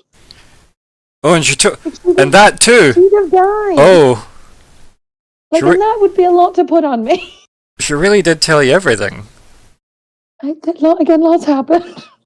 By that point, it seemed less dramatic, maybe. Like thinking of Secret Room, Seals of Pro. Yeah. So shit. Barbara. Like, yeah. She goes, how did she look? Oh. Sad. She kind of like, as if that's not what she wanted to hear. Like, that's annoyed her. Like, and she goes, right, what's she got to be sad about in her palace? Yeah, but it's empty. Apart from that terrifying, like, whose name I can't pronounce. She's scary. Was she there when you were little? I don't think I need to know. She kind of just like, almost like absentmindedly nodding to herself, like, oh yeah, her. like as if she's remembering details. She goes, my. I don't think that would be a good idea. Some things can't be mended, Myr'ra, as much as we would like them to be. I understand that. But if we don't try, then there's no chance. You can see her like rubbing her shoulder where like you know from the conversation you had with your gran, it's like the wing that was damaged. She's like absentmindedly rubbing that, and then you maybe think back to like any time she's been stressed or something, like that's her tick, right? And she sits and she goes, I don't know, Myr'ra, I don't know if I can do that. Like, what if she's her? I see, I understand that, and you are entirely allowed to make your own decisions. Well, thank you for that, daughter. She says, like, kind of cheekily. But just think about it, okay? She knows. When are you going to be back? Poorly. Oh, probably a couple of months. Okay, that gives me enough time to drink the bar. Don't drink the bar. Last time that happened, it took too long to refill. Yeah. Dad complained about it for weeks. You're just going to complain about things for weeks anyway. That's true. One of us may be drunk for that. Do you need anything for the trip? No, I'm okay. Okay. I maybe have a thing though, where I can be here, but I can't hear. But I can maybe like check in, and you can see that I'm fine, and then everything's going okay. Good. Do that. Like okay, pats your hand again. Yeah. Sips the tea and goes, "This is much better." Yeah. I clearly taught you well. Chamomile. Yeah, it's like echinacea and chamomile and charming. Yeah. I'm gonna like give her a hug. Like, and she gives you like a big like hug as well, and she like kisses like the side of your head through your hair and stuff like that, like kind of like pulls you in, and then kind of says, "Okay, go tell your dad you're leaving again." Okay. Wish me luck. Nope, it's your choices. So yeah, as you like leave the lingering shot, as you go to look for your dad, it's just her going, "Good luck." Like, the audience get to see. Okay. Yeah. And any other business before we're all on a boat? Boat. Who needs to do I don't think any groundwork? Do we need any shopping? Yeah. Do we need shopping? Everyone got their like flying dinosaur midgie spray. Last chance to recruit Master Duell, I guess, as well. So what? Good thing Philip is a lure. Yeah. Oh, imagine if Where's the Philip's like guide, posy. honestly? What if Philip's a posy? He's an immortal butterfly. Posey might be annoyed that Someone she was figured it neither out. the first to get to this, and also maybe she would have preferred Butterfly to be. Then again, I think bees are more sturdy. Yeah, I mean, this, supposedly the one she was immortal, so... Yeah. Butterfly's wings, quite delicate. But yes, last calls. So, Hannah, you have nothing else to do? You're all good to get on a boat? Nope, I'm good. Cool. Alexander? Yeah, I mean, I feel like there is a few things we should be doing. I mean, Lockhart probably would have a flurry of messages to send back to Dank Mark as well, just to keep various things ticking over and keep the staff in line.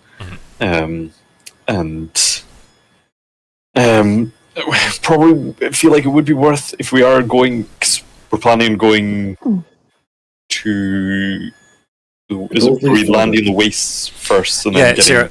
You're like basically going effectively almost like a straight line across for the most part, slightly south, slightly. Like see a little town, I guess, that's there. Yeah. You're going there, and then you'll be travelling south with a guide, and then you'll be getting on another boat over to. It's unclear if the guide's coming with you to Dinosaur Island or not. You might just be a guide to the part where you're allowed to sail across. And we'll be going back across from Orc territory. Well, depending on who survives, you might just teleport to Margot. One person. One person. It just feels like we're going to the wastes, which aren't entirely wastes. Just if we have any, try and get what the diplomatic sort of. Basically, just get the Foreign Office is like plan. Just basically like, okay, we're wanting to be friendly with these ones. Okay, we don't need to know these ones. Just to get the. Do you mean the for like down low the patches of like Saurian tribes? Do you mean that? That and then just the ones that are likely to be in our way, and then what the orcs are also in, like both just potentially table scale, but then also just what does Vermi like? How friendly are we wanting to be with these people? Some information about the other continent that you kind of have from your little map that you've got as well, and obviously just your knowledge because you've been there before, so you obviously had that. Not that was it like a year or two ago or something that you were there. So the city or town is it's definitely not a city, it's a town that you'll be going to is a Rakishan town, because of course anything civilized in the West is Rakishan property. But it's very loosely maintained that way. It is just an accepted port, and they have a presence there because of course they need to have a presence there so people remember the Wastes are the Rakishans. But obviously orcs operate out of it as well, etc. And then you'll be travelling down to an orc town and sailing over from there, which is the next one down. But obviously the continents aren't at war, and there's very little interaction between the two, but obviously people can sail to either one. Like, the Rakishans weren't wrong when Emperor Sun and Empress Moon just turned up and was like, we're welcome here, right? This is the city of the world. And yeah, wandered through Cascade City like they owned the place. Because, let's face it, Sun probably thinks he does. So yeah, you're heading effectively to a Rakishan town. One of the things we did in the library, which we did forget in the recap, was that we have learned holiday Spanish for all three of the languages we might encounter. So we've got basic greetings, please and thank you. Where are the I'm toilets? sorry we don't speak your language. Yeah. Where are the toilets? I have lost my friends. Yeah, friendly. Please don't. Yeah. So, you've done that. Ignysera, are you doing anything for your prep work? Are you speaking to your uncle at all, or? Yeah, I think that was the only thing. There's nothing I was going to ask of him or from him or anything, but probably just tell him this is what we're planning to do. This is where we're going. He planning to seems quite elated at the idea that you're going on an adventure. He's like, this is a good thing to blow away the cobwebs of bureaucracy. Yes, I agree. I think it will be a good change of pace. Yes, you want a fast pace to keep ahead of the curve on Dinosaur Island. I wish I was going with you. Maybe I should go with you. No, it's your adventure. You should go. I mean, if you want to come, you're more than welcome to. Oh, and he just chuckles back to himself, his hands sit on his scaled belly, and he goes, wouldn't that be fun? And then kind of leans forward and adjusts the blade on his hip awkwardly as he sat and goes, unfortunately, duties demand my presence here. I'll bring you back a souvenir. And kind of smiles and goes, yes, something for this part of the desk, maybe.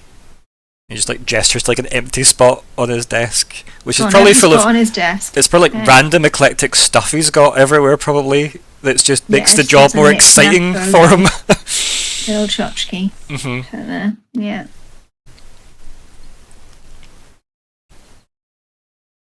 But yeah, nothing major apart from that. I don't think I need any stuff. So, yeah. He kind of nods and he says, I have something for this. One moment. And he kind of like looks around at like his bookshelves, and underneath his bookshelves it's like almost like crate style like drawers that come out, and he starts pulling out. It's just like rummaging basically of stuff, and he starts going through it all, and then he like brings out like a box and hands it to you, and he goes, this is good for an adventure, especially if it's if you're going so far across the sea. Like pats it. He goes, there you go. Do I open it now? No. Yes! You should probably explain how it works. Yeah. And then I open it. What is it? Yeah, and it's like a set of like 4 like metallic looking like brass style like kind of pins that are about like, I don't know, half a foot long.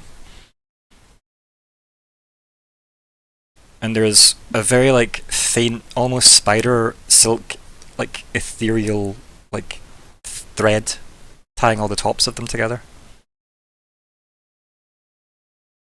What? And he looks really excited to tell you, but he's waiting for you to like get there.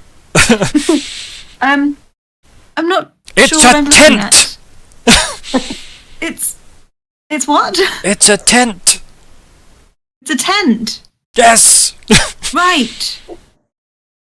Cool in summer, hot in winter. That's so cool. Thank you. That's actually very. Knew it would come in very handy helpful. one day. Yes. It's definitely going to come in handy. Thank you very much, Uncle. I really appreciate it. It just looks beaming. Like he's like, and you can tell like he is living vicariously through you as much as he can.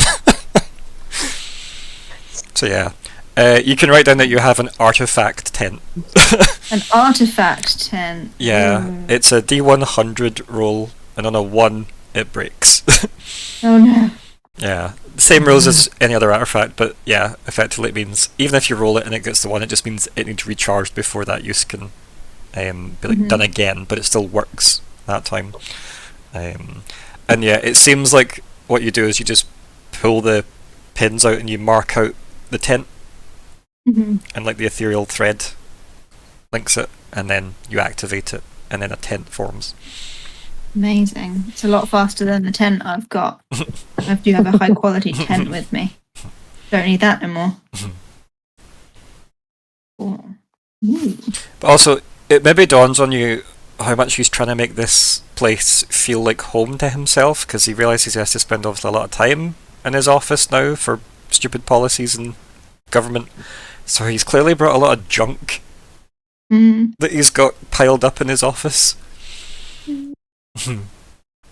Just wants, bit of home. So I think just maybe we can say to him like, "Are you missing home at all?" I mean, I get back every so often. It's just duties bring me here a lot, and well, it's a long flight. Well, maybe you don't know, it's a long flight, and it's good exercise at my age. Good. I'm glad that you get back occasionally. It's What about you? Are you missing home? I'm certain home would be missing you. Sometimes. Not that you're not welcome here, though. Office It's door is always open. Of course, it's a bit different to my usual duties, and mostly just standing around and in a hall. So that's good. I feel like we've switched places somehow. Yes, that is odd. Hurry back. Anyway, yes, I'll bring you something. He pats like the spot on his desk and goes, "Yes, please do. Excited." Oh, now I've got pressure to bring something. So I just asked, he said a long flight. Do all the Dragonborn fly? Some. So within Labratis, there's like a weird elitist architecture where a lot of things have raised tower landings for the Draconics that got wings that work. But there are some Draconics that are just scaled people as well. Like it's varying dilutions from people to dragon, or dragonborn vibed people. Yeah. Yeah. But a lot of the people you've probably likely met fly because of their inbuilt mobility. More the elite. The thing is, you also know that he clearly flies as a mark of pride back home when you know how good at teleporting he is. That's true. But you also know how bad it is to journey's teleport hard. often. Yeah. Even if his was a very clean teleport because of how good his magic is. You can also tell a lot about his personality where he doesn't give you anything useful like a teleport spell. He's like, no, have a tent, that's more exciting for an adventure. Bless you. Anything else you want to ask, Quilburn? Nah. All good? Good. Yep. Okay. And Falkwin, any business before boat? I think Falkwin's business is on the boat. Yeah. I like that. Yeah. Did want to quickly check, has there been any updates on Betty Bones? Betty Boat. I mean, have you been somewhere you can receive updates about Betty Bones? Just if anything had drifted across the waves, you know. Why don't you give me stories. some kind of information gathering roll? And we'll find out what you can glean about Betty Bones. Such a good name. Thank you. I think I might be listening to Whoa Blackberry Bambalam at the time when writing that. Since told it. Yep. Since Betty Bones is someone that breaks the law. And what's the skill you have again? Knowledge of the law. So lawbreakers, therefore. Why not? Why the fuck not? You're following Case study? legalisms. Yeah. It's purely because you did specifically follow up on a case about Betty Bones.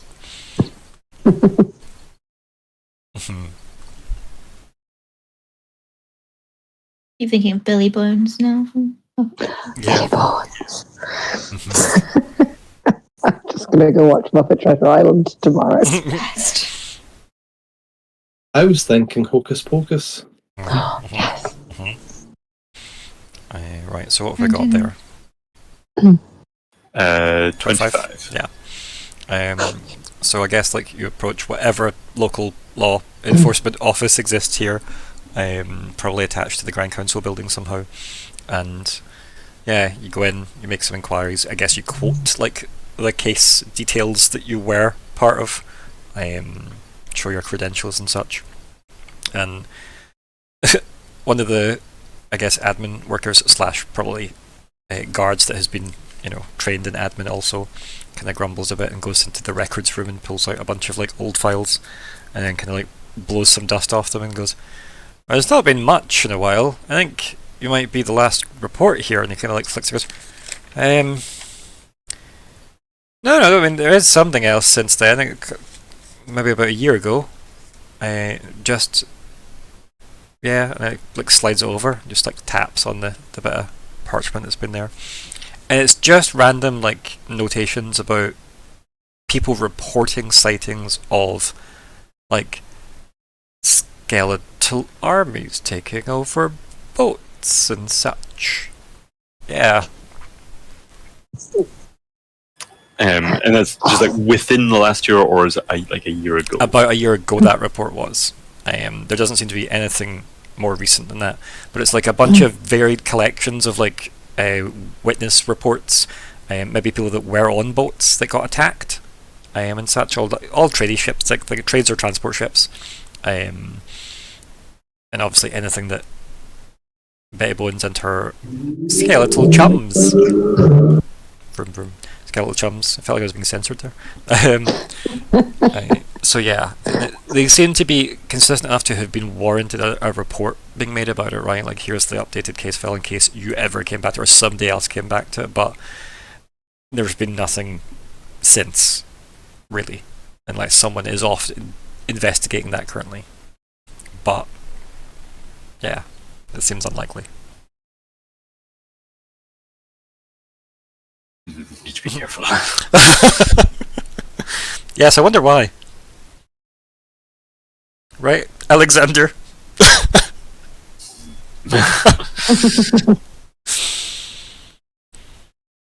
Wonder you may share your sordid past.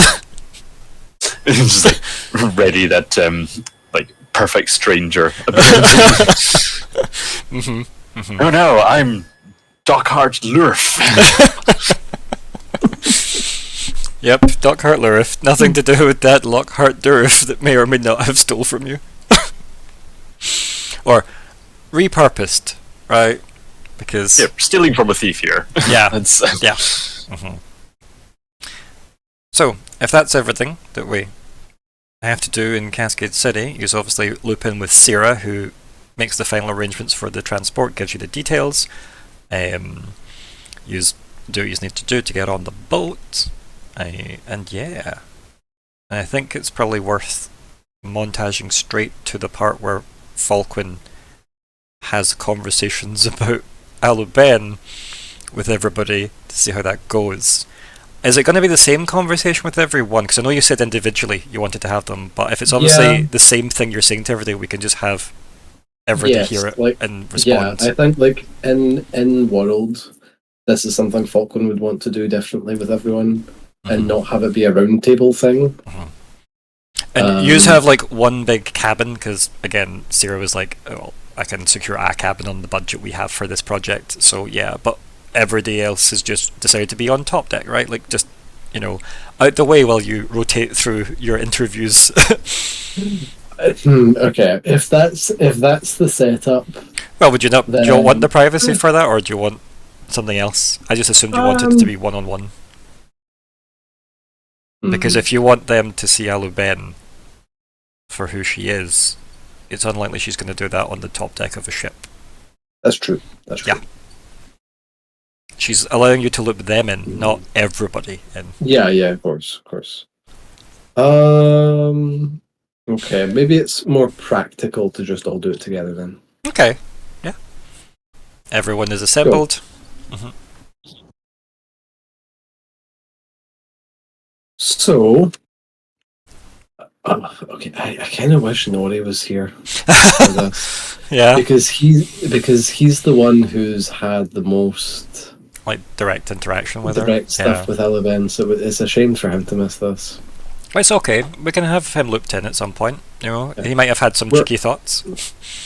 We are also like 50 minutes from where we said we'd stop.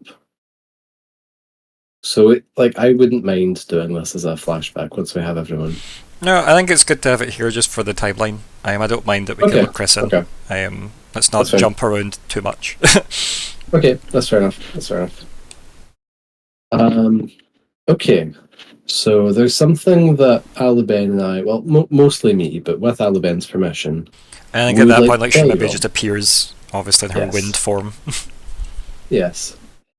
We'd like to tell you all. She's holding the plant, obviously. Well, no, she's not. She doesn't have the plant anymore. That's old Aluben. Yes.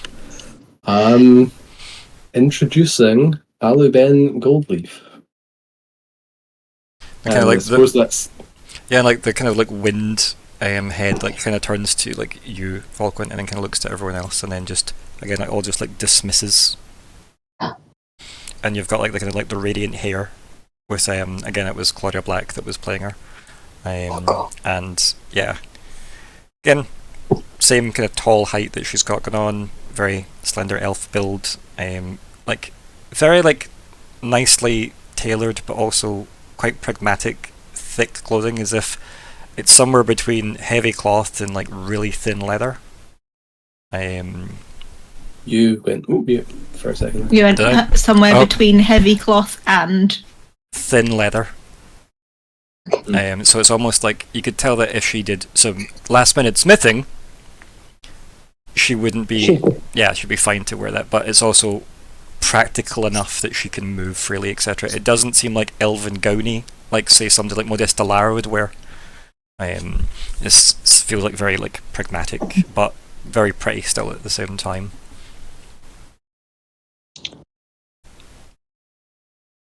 And like she breaks the silence at that point when everybody's looking at her and she goes, "It felt appropriate to remove any obfuscation between us at this stage in our journey."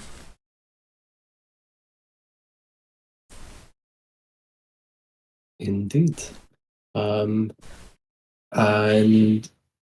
yes, where to start with this?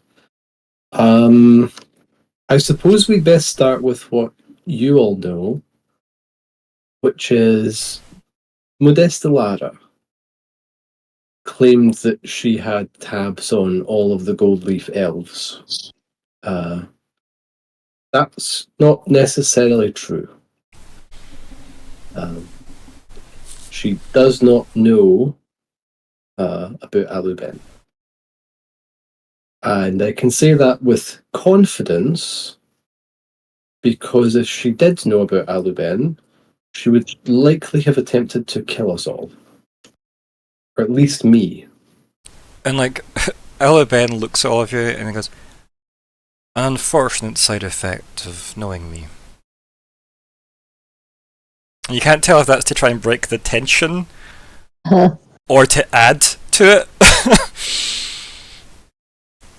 Oh.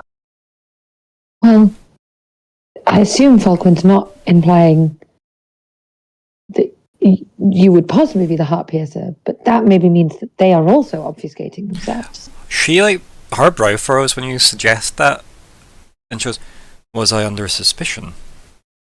Oh, we thought it was a gold, but I assume Falkwin isn't. Like Myr'ra, she looks to you, Falkwin, like Aluben looks to you as if, "Falkwin, am I a suspect in the heart piercer case?" I love this. No, Aluben.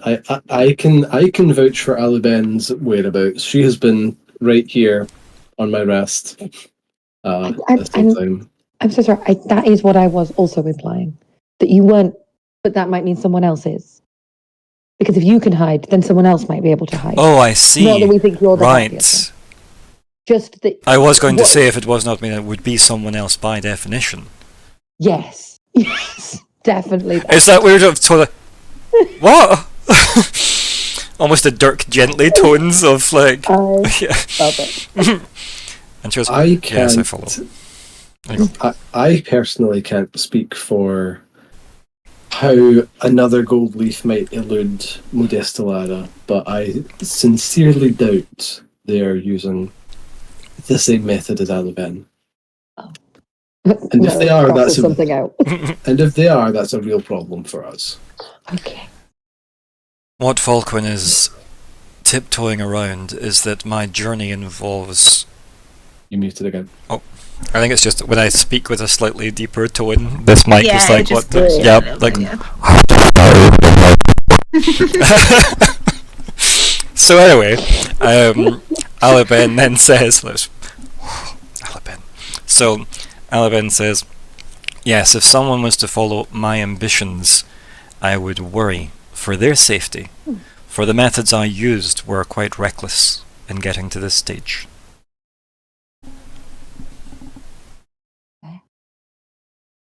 And you can tell they're in their pride with that. Mm-hmm. Like, she gambled and she won. Yeah.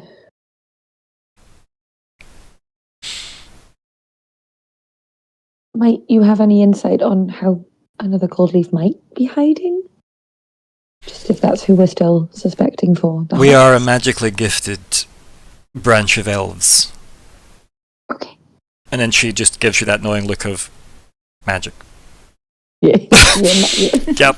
A wizard did it. Yeah. But specifically the gold leafs were the best at magic out of the four elves, right? Oh, that's I know we're good at making stuff. Mm-hmm. Okay.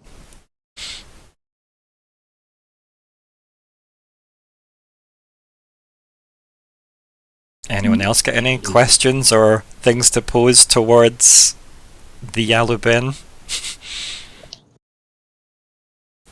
Just trying to. Uh, I don't know if there's. Have we glossed over the party being made aware of the Aluben?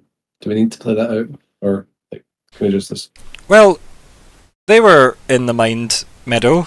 The only person that wasn't for there was Myr'ra, right? So, yeah. Was anything? Nothing about Aluben was made clear in the Mind Meadow, was it? Yeah, Like Laura asked about Aliben. You asked about who Aliben was and said the Aliben. So we. But yeah. I thought the purpose of this particular okay. conversation was just to loop Aluben in everyone else knowing, so it didn't feel like everybody knew her secrets without her knowing that. Right? I assume that's the purpose of this. Oh, I forgot about that. I forgot that in the Mind Meadow, I asked Modesta Lara about Aluben while everyone else was there, and they were all quite confused at that. Yeah. But this is... I just assumed this was for Aluben's benefit. This conversation, a reveal, as it were. I was a step behind myself. That's okay. It still works. It still works really well. Now she knows that we know. And feels like she was, respected and asked about it and stuff. Yeah, you're giving her like that nice kind of due process, if you will, which is good. Anyone got any questions for the Aluben?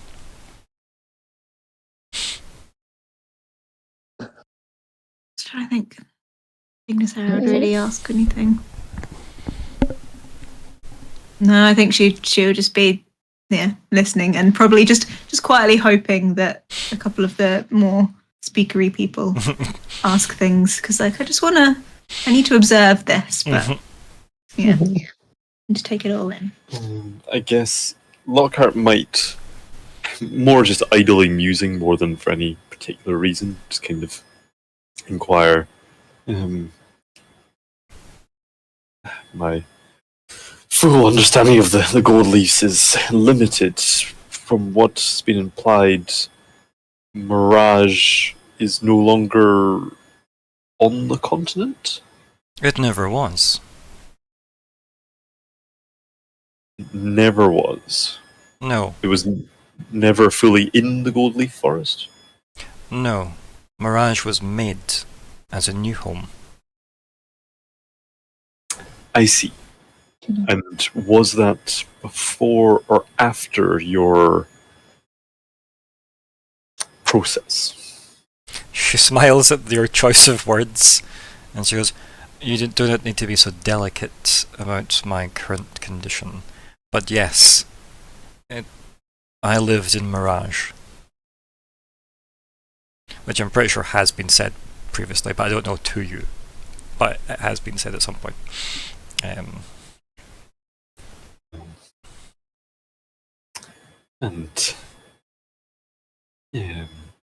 might kind of ask, like, is the society there something that we would recognize, or is there's so little information that we have about Mirage? Do you think we so strange to your kind, Lockhart? Perhaps we all wear our underwear over our trousers. It's Krypton. And she just kind of laughs at that, like the way a parent would laugh at a question a kid would say. Right? It's like that kind of like, this was funny. It's not meant in a mean way. It's just that's like a silly question. And I think Lockhart will kind of continue on a bit in a surprisingly similar turn of phrase as was used before, that you know many, you have seemed to have met many humans. My exposure to the gold leaves has been almost exclusively Modesta Lara. How unfortunate. And so is why I ask about... Falkwin chuckles. The audience cheer. And so is why I ask if Mirage, if everyone is like that, or if she is atypical, or... She is atypical. I see. And do others leave Mirage if she was confident that she has them all accounted for? I am Is that because somewhat there are 4 no- centuries out of date with that information. Clearly. But at the time, there was no need to go wandering this world. We had all been quite comfortable leaving for Mirage.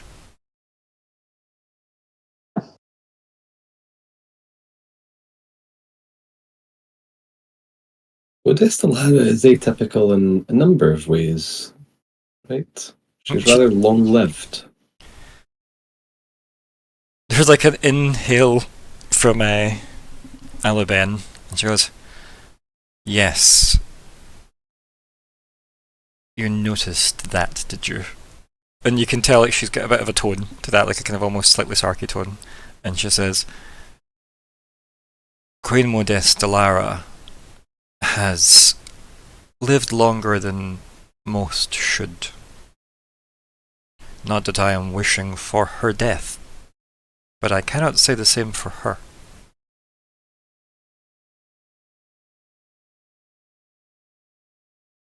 As you all have that look of like thought processing, she says, "This mortal world does not suffer immortals well."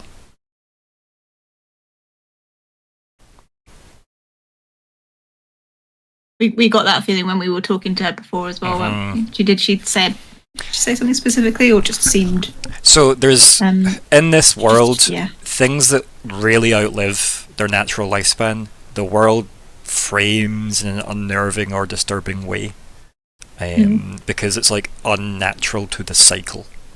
So it's this weird side effect of that, where things just creep you out the older they get. And it's definitely like, obviously it doesn't work for a good bit till it kicks into, actually no, you aren't just a long-lived example of your people, it's you have lived way longer than you should have. And that's unnatural, so something must be going on at shenanigans, so the world just seems to frame you as bad. Yeah, so it can be really unnerving or whatever, like it comes across as. Is this the retcon of why Falkwin's got all the conspiracy theories? It's actually maybe just a perfectly good reason. It's not a record, it's been there since Yeah. It just the gives you beginning. bad vibes. Yeah, you're right. You're right. Yeah. I remember It's that. creepy. No, but I mean this information predates you joining the game. Yeah, I remember us talking about Yeah. it, like in your flat when I was first starting. When you got your first like university course degree in this game. Yeah. Yes. But yes, it's I don't remember how long that was. 6-8 hours. yeah. It was a crash course. So any other questions about Modestolara or Mirage for Ellen, or have I talked myself around not answering something that you asked during my explanation? Well, I said that to prompt Hannah to ask her question. I now doubt my thinking though, because What's your thinking? The silver thorn is also old. yeah, right? that's why I also just remembered. The Silverthorn is also, so I think I'm back to it probably being a Bran and Elle thing. Those good taps. Yeah. So remind me of. So she had said that when in her explanation to you, it was like, was Modestolara directly involved in her like execution, and she drew on the power of Modestolara to make her So jump to this midway point. you just know the power that Modestolara can put out. And Aliben was like, well, I need a lot of power to do my thing, so if I gamble this right, I can just set up the exile ritual with a little tweak to do my thing for me. And then they'll think I'm dead. You can infer that quite clearly. Have noticed that amount of power being drawn from her? So you're asking that as Myr'ra? Yeah. Aliben goes, you'd be surprised how blind some people can be when they are so confident in their capabilities. Modesta Lara blind. Mhm. Pew, pew, pew, pew. True. I suppose. I'm so sorry. You said this happened 400 years ago? Give or take. She was already long-lived then. Yes. So I don't suppose there's any correlation between your ritual and her still. She scrunches her face up like that academic question, like no. Like she answers it automatically and then thinks about it and goes, that wouldn't line up with events to my memory, but my understanding was that something happened during the Fey War. I think at that point Myr'ra will remember the Silverthorn and be like, oh yes, because he's also. It is probably. Maybe we could ask. Linda She probably looked at Falkwin to be like, we looped Alubenin on the whole Brananel thing, yes? We must have, surely. Yeah. I think with my eyes. I assume yes. Yeah. Yeah. So maybe back to a Brananel question. I see. The situation with King Brananel Ironroot Yes. It's his title. would be something I think you have been quite careless about, now that we're being honest with each other. I wanted to just loop him in on everything from the start. That's kind of the point she's making. And she's like... I know that. Falkwin's got his own opinion on this, but... There is no ritual that I can fathom within my studies that would have contained the power he could have output if what you have said regarding him containing the entire souls of his people. Yeah. We are lucky the planet did not crack and Gian split in two. Maybe that. Moon? She looks at you and then he raises another Falkwin didn't say Oh, okay. I was gonna say you should have, because I was like, Point taken. Noted. We definitely have a moon before. There was always a moon. Who could we ask? I take it back. That's a fun plot. Yeah, right. 100%. And her exact response would be, as if, okay, I'm noting that away. Or whatever with the hell that Sloth created. She kind of gives you a look and says, apart. yes, these fallen celestials seem like they have attempted to create what Modesta Lara achieved in Mirage. Interesting. She did do that after, didn't she? Yes, a couple of 100 years after. Uh-huh. They basically stuck around for a century and a bit, and then they Yeah. were like, we're all gone, by the way, bye. Yeah. In our forest underground. Bye. There's a good chance there was just a lot of rumours said about the forest to keep people away as well. They also could all just be living in the forest and just have lied and nobody goes there now. Just no one's checked. Yeah. It's all spooky. Speaking of spooky, Modesta Lara is quite spooky. but you're not, Alu. You're fun and games. She raises an eyebrow.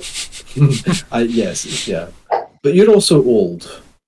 By your standards, yes. By gold leaf standards, aren't you still old? I'm only 134 when I died. Yes, this is where I was going with this. Unnatural long life. The world doesn't like that. You said the world doesn't like immortals. You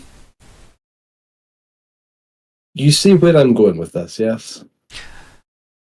Are you concerned that my existence does not result in your being unnerved by my presence?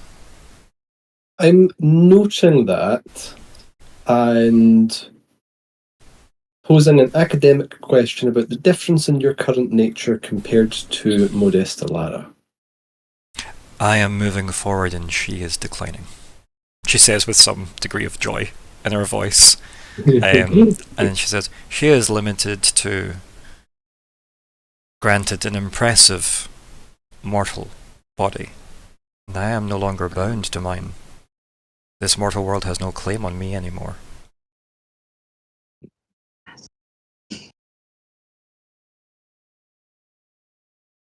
I feel like this conversation is beginning to move towards the metaphysical.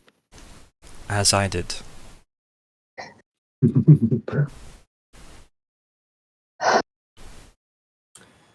But surely the cycle still has sway upon you. Does it? Do you think me a mere echo of my former self, and I have been repurposed?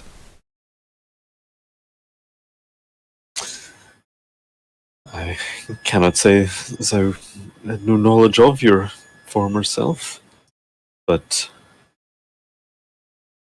the cycle does not usually seem to brook such irregularities.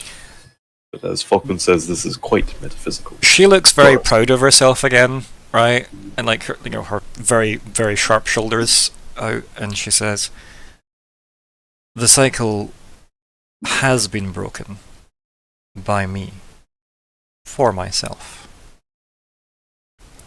I cannot speak to other people's capabilities.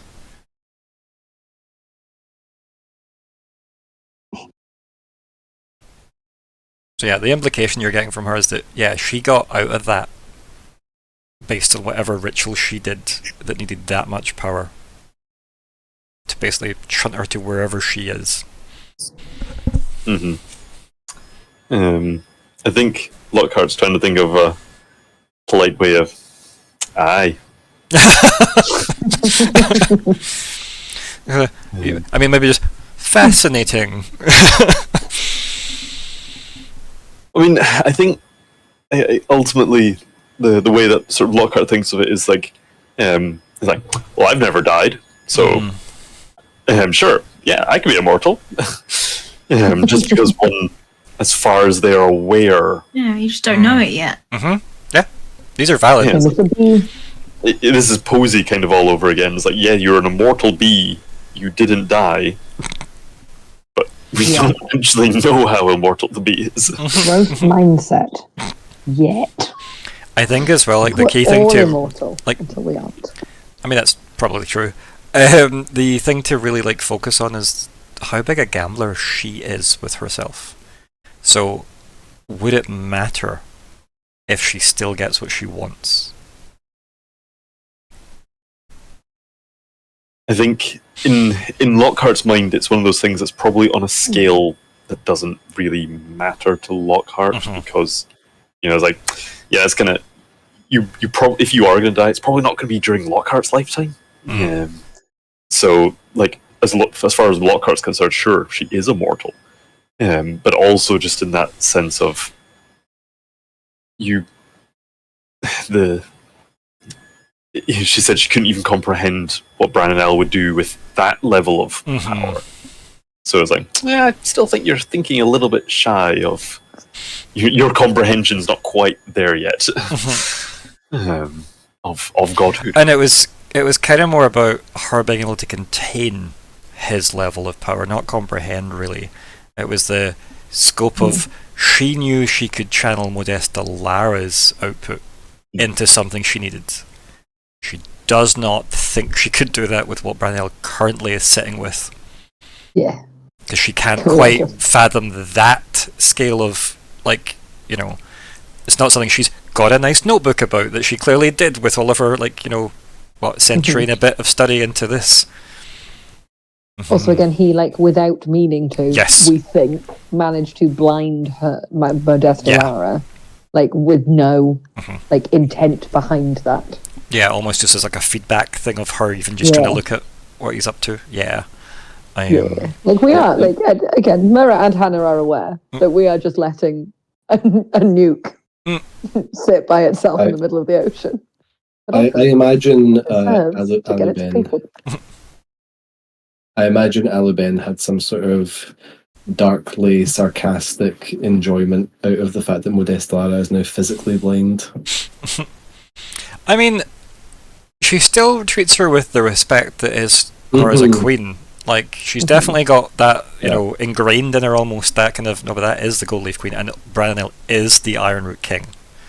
Like, these are, like, respect is still there within her. But she also is quite happy to be like, well, I want to skip those steps and become a god. Like, she could have aimed for queen first, right? I was going to say, I wonder if she could have been become queen. She sounds rather brilliant among the Yeah. But we don't know how they pick monarchs. Only That's know true. the sword system. Yeah. So we could ask, though, because technically the only group of people who would have done it without a sword are the Bronze Bucks. They've got a king that wasn't king in the Fey War. Correct. Yeah, it was Myr'ra, and then it's now Earduardenon. Earduardenon. Yep. So if we want to ask that, the Bronze Bucks are the ones we could ask. Like, how did you do it? Why did you pick him? Yeah, and that's, I mean Syrah is a Bronze Bark, so you could loop in her at some point.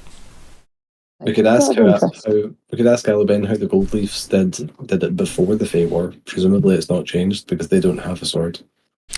She wasn't there, but she could. Would she know? Like, she might. She might. It's definitely something you can ask. Let's put it that way. I mean, there's somebody else you could ask that might know. Before you built all those swords, Bran, my boy, what was the system of government in all the Elven factions, please? Thank you. Thank you so much. How's your plan going? Hope it's all going okay. You actually do know the answer to that because it has come up previously, but it might have just been glossed over all the lore dump that's happened. But Branonel was king of elves. It's king of all of them. All of them like leaned into, because it was like the Ironroots were like everything, and then the factions built within them and became like an identity, a cultural identity within themselves, like the more magical faction, etc., the more kind of like rigid inward discipline faction, and then we're just quite happy to experience life at its fullest faction. So yeah, that's where all the factions of elves kind of came from, and then started their own like monarchies within, and obviously three I guess stuck around. Poor Myr'ra was obviously killed during the Fey War. Unfortunate. So, any other questions for the Aliben?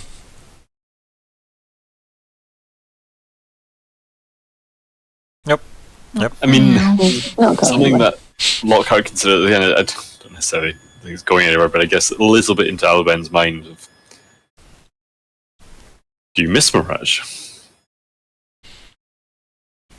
She gets that like a good thought, like as if, she's maybe not thought of it for a while, right? And she says, I'm unsure if I can still access it.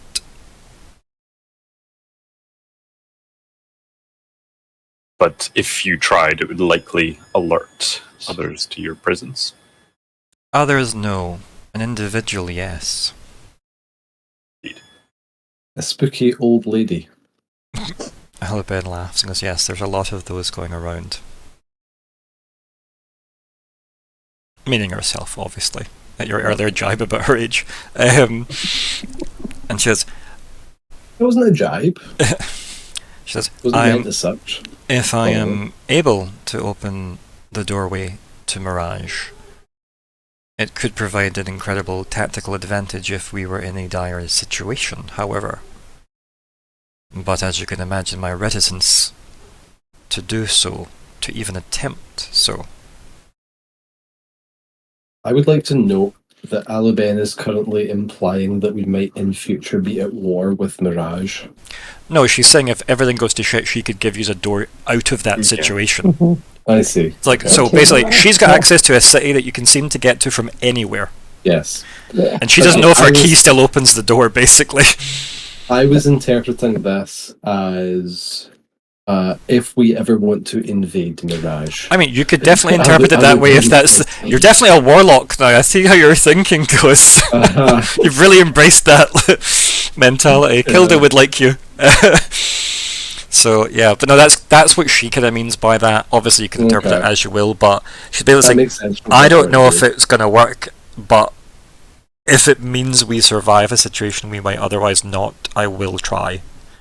But it could cost you Aluben, is what she's kind of saying. That would be a big choice. Do you know where Mirage is located? Is it on the map? She looks a bit confused by your question. She goes, I don't know what you mean by that. We're Well, one if it's sport not- tending towards the metaphysical. Here, on the continent. Where is it? It's not on this world.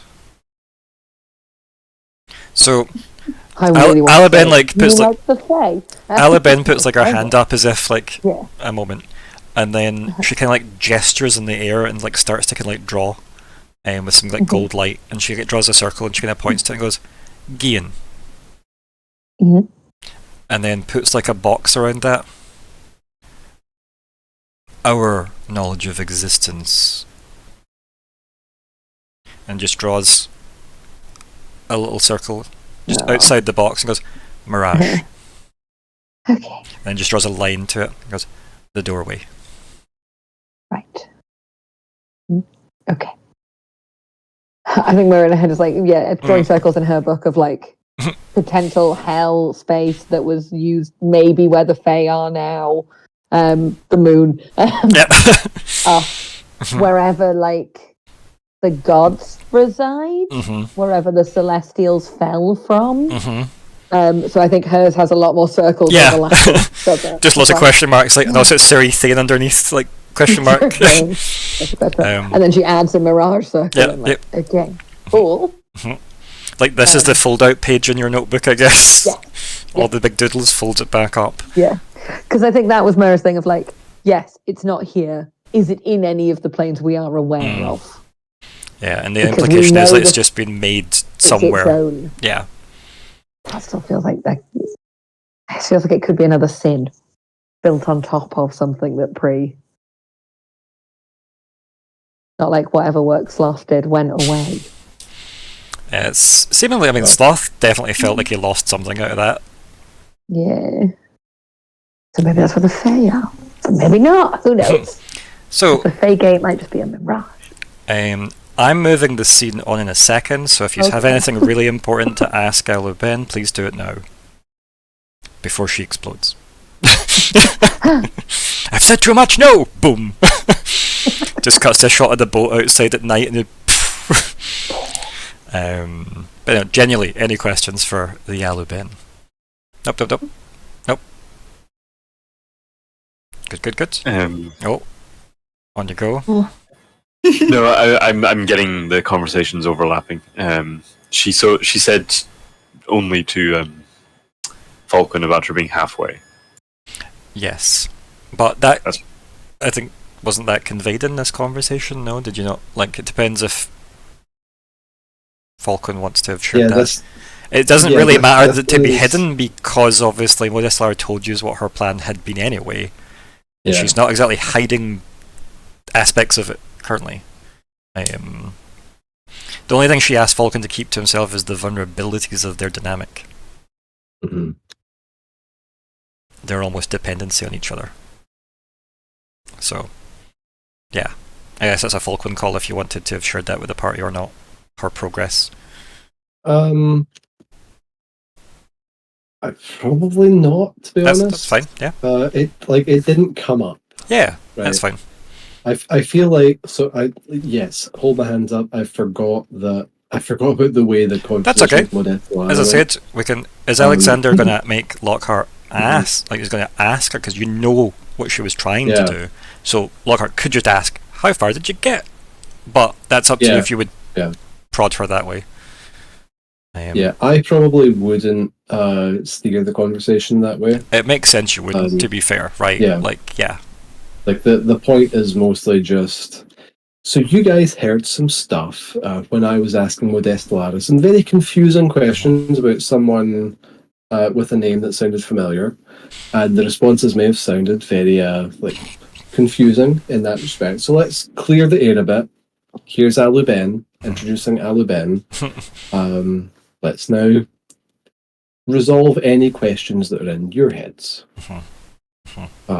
So with that in mind, I think it makes sense that I wouldn't have just sort of re-exposited all the details that Aluben shared with me. No, I definitely think that makes sense. So back to Lockhart. I guess Lockhart might sort of, I guess, slightly clear the air a bit. Like, should we expect your ascension to be within our lifetimes? Would you like me to bring you back if it's within my gift? No. She smiles and goes, I think that might have been the correct answer.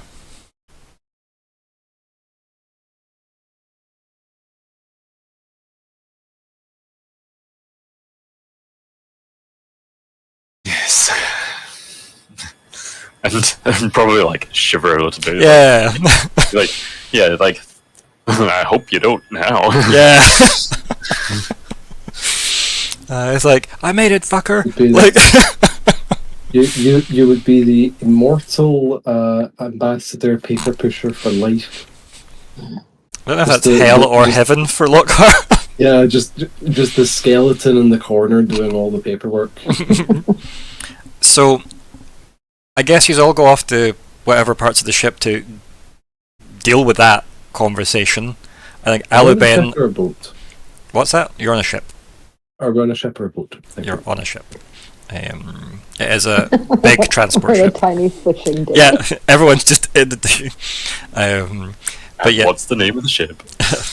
It's called Chippy McShipface, and you're on the ship. And as I said, like when everybody else kind of like goes, we're all going to go separate walks in different directions on this big enough boat to accommodate individual scenes. And when everybody leaves, I think Falkwin, you're kind of like lingering behind, and Alban says, I think that went about as well as it could have, but I think transparency does aid us going forward. Indeed. It's much easier and more convenient to have everything out in the open. Perhaps.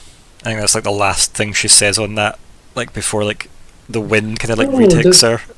And then, doesn't it feel good for people to see your real face?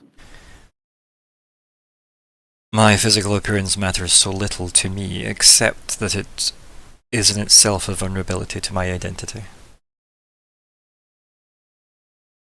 That's understandable. What a shame. You okay there, Alexander? You had a reaction. Well, I was just thinking, is that what she actually looked like in life? Good question. Yeah. Because, if it sort of seems that, she's quite proud that she has separated from her physical form, and now she's having to take, or... appear. No, she's not having to take physical form, because she was showing herself disguised. If she had no form at all, then she wouldn't need to disguise. So clearly she has some lingering self-form, but that doesn't mean it is actually what she looked like. It could be more her idealized self sort of thing. Maybe you should do a thesis for the Arcanatrix with Elubin. Replace Gamble. So that scene, as I said, fades out. We've got people finding other parts of the ship. Do you, just for absolute irony, do you decide to climb up to the crow's nest or just go to the prow of the ship, Myr'ra? Definitely in the crow's nest. Yeah. And I think you're there with like someone else that was very like they'd climbed down to get like some kind of alcohol to keep them warm up there. And as they're about to climb back up, and you were like there, oh, you coming? That was a good view.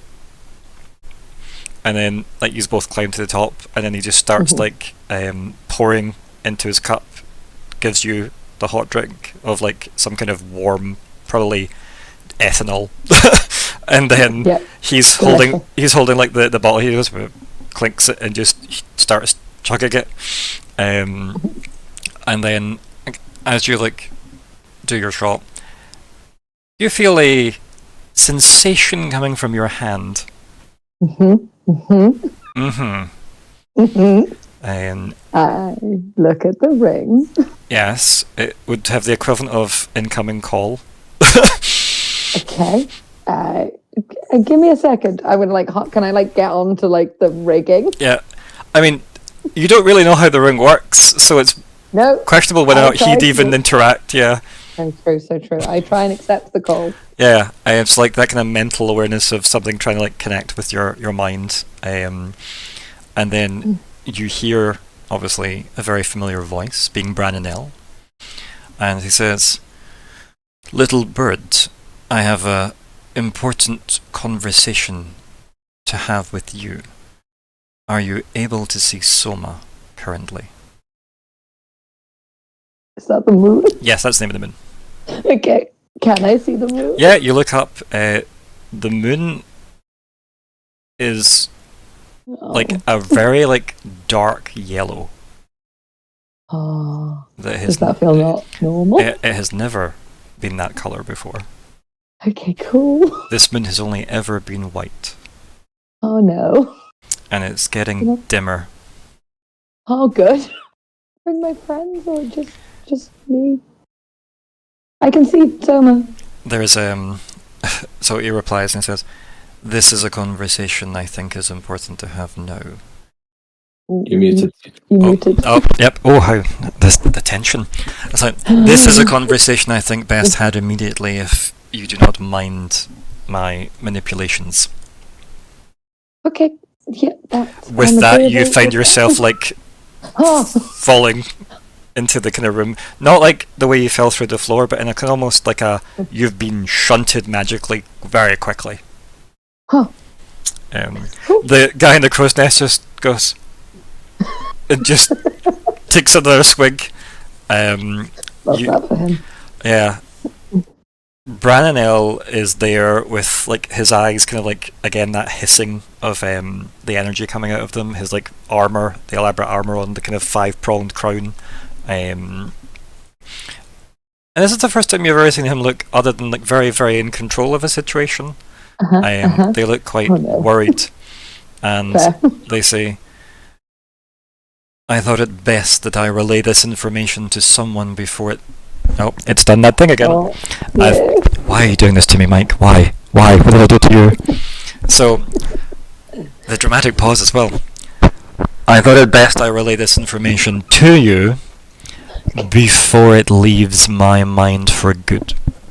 Did we get that? Nope. Before it leaves my mind for good. Okay. Where's my mind? Oh no, leaves your mind? Why? Okay. And he immediately like gestures over with his hand, and there's like 2 chairs that like sharp screech out of the floor for the metal. Okay. He says, "You will sit for this because it is a lot." Okay, I sit. Yep. And he says, "If you have the speed with the kettle brew." Yes. Yep. I pull out my little travel kettle. And he paces the floor away like while you're like doing that. And he goes, like he actually is like clutching his head. Oh God. And he says, "I do not have long with this information, and it needs to be shared." I'm listening. I'm all ears. And then he sits down awkwardly in his armor, and he kind of like leans that kind of forward, that really pensive like forward, and he says, "I need to tell someone where the Fae went before I forget." Yeah, Myr'ra has a full existential crisis, but he's also like, yeah, I'm here. I will listen. "Someone has woke her up, and her influence is strong. Someone write this down. Due to your nature, I think you can hold this information when I lose it. The bargain we struck with the Fae was to give them a place in this world permanently. The war ended by making the Fae humans.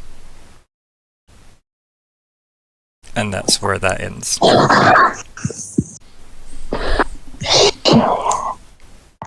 And just for some slight clarity, the actual implication there is that there were no humans before. Oh, I'm just gonna hide in my head. Oh, Because there were always humans, right? shit, man. Wow. So yeah, Wow. Jeremy? No dank. Just none of it. nothing human was in this world originally. Nothing There weren't. human. But they're like the third blade. That's clever, though. Yeah, Make it seem like they were always there. they were always there. What are you talking about, Hannah? They were too good. Don't you just love that you all played characters in Arc 1 and then formed them afterwards as well? Yeah. Because we're all just amorphous blobs of humans at the start. Yeah. Two of us aren't, no longer human. We're technically human. Yeah. That's What are the Fae good at? Like being very, very mutable? And who makes all the deals with their selves? Yeah, they're the only ones that make deals with the devil. Aww. Ooh. Mm-hmm. That's so good. So what would you like to call this session? Aww. Okay. Well, this one seems even more.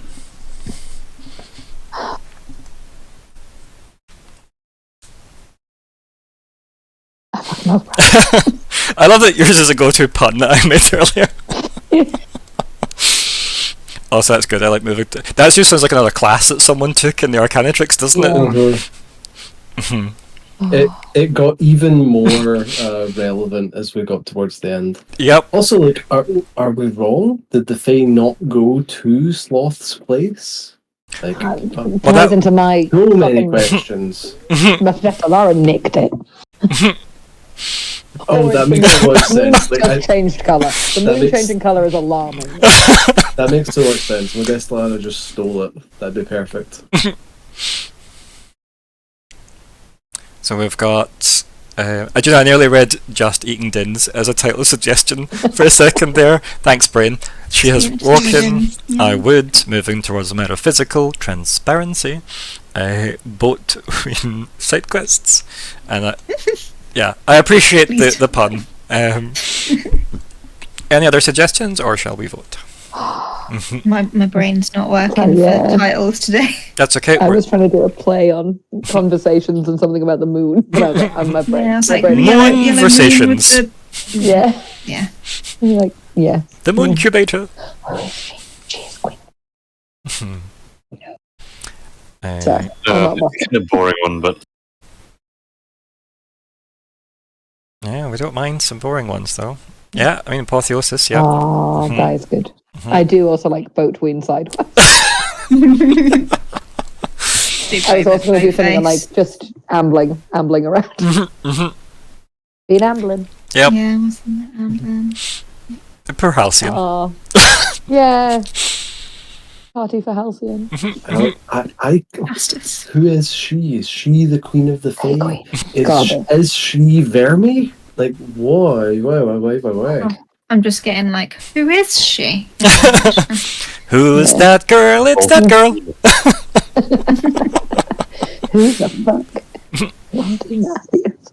Yes. Yes. My goodness. It's also someone That's who has woken that's strong enough to influence his mind. Yeah. Is she Myr'ra? It's me. It's Myr'ra, you're awake. She's awake. I assume the being strong enough thing, though, is that I'm in line for this mad, technically security chief of Sin Nunth, and might also be immortal, unless I have a grandchild. There's a whole bunch of shit in my family tree now that concerns me. Also, what are you also technically? A moon. Nope. I'm like, Think very closely I'm about what... also human. Yes. Yes. Half human, half demon. And But what the are, demon, half human originally. I was going to say, yeah, Like all of what it. were all the demons? They were human. But the devils weren't. The devils are celestial. Devils are That's the celestial. separate. Yep. All the Barlen were human. Yeah. And now make deals. Oh, Mm. all the clues are there. They were all there. Right, we have 2 votes. Have we got any more votes coming our way? Need to add more lines to a crazy conspiracy board now. Yeah. Is she Suri Thane? Sorry, thing. I need to go back and listen to all of that and write all of it down. That's my homework for this. Did Serithane ever tell us their pronoun? Maybe It we could did not. be, That feels bad on us. but The bee, it could be Posey. The What is bee it has called? woken! Right, think about who we've woken up. He has woken.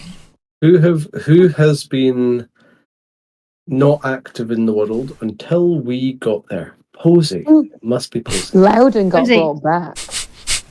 Mm. Could there be something about like a human dying and coming back and now like sees beyond? We queened Verme. So, Sean, I need a vote on these tiles. Oh, yeah. It's okay. If we could just get a wee vote, that'd be great. Ideally, if it happened to be one that already had a vote, that would also be great. I'm gonna be annoying. I'm gonna vote for my own because I do actually like it. That's fine. best. Okay, so she has woken as 1. Perfect. Like, so moving on. No, that was fine. They were all good choices. I liked them all. Like, transparency was a very close call there as well, because I liked that all of that felt relevant throughout the whole thing. But I'm a sucker for a punchy line that's threatening. Let's do some goals, chat. Did you do any? Before we do that, she has woken. Actually, it works on different levels, right? Like if you're Chris watching the session and not knowing what's going to happen, like who is she? Is she Aluben? Is she Modesta Lara? Is she some like eldritch entity? Is she like the Queen King's best friend lizard? Like, you know, it's ambiguous. Sorry, Mhm, I yep, went straight yep, to goals. yep, My good. apologies. It's okay. We chat to Halcyon. You did chat to Halcyon. That's a goal. You did indeed. Very proud. Where is that on this list? There we go. And the moon might be about to come to us. Yeah, the moon's on its way. Okay, I'll move that down. Copy. I feel like we did lots of like started things, which is exciting. Falkwin talked about getting benches. Yeah. Falkwin has now added a new, possibly large side quest to the goals to go to the ghost forest. Yep. and get a tree. Yeah. I love it. I love it too, yeah. Lockhart, Alexander started replacement for captain of the guard. Wrote some letters.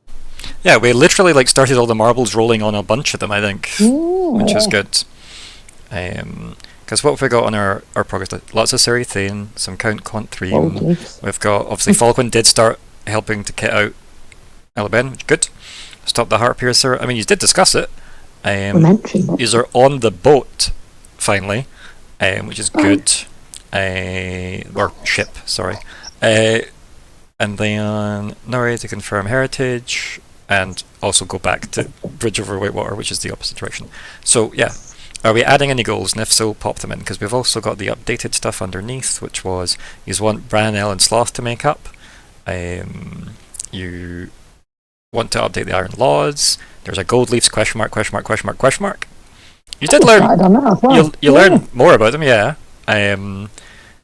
Replacement for the Captain of the Guard. You've got the ball rolling on that. We've got Become a Warlock. You have started that journey as well, obviously. And then investigate former Grandmaster Gambler's murder.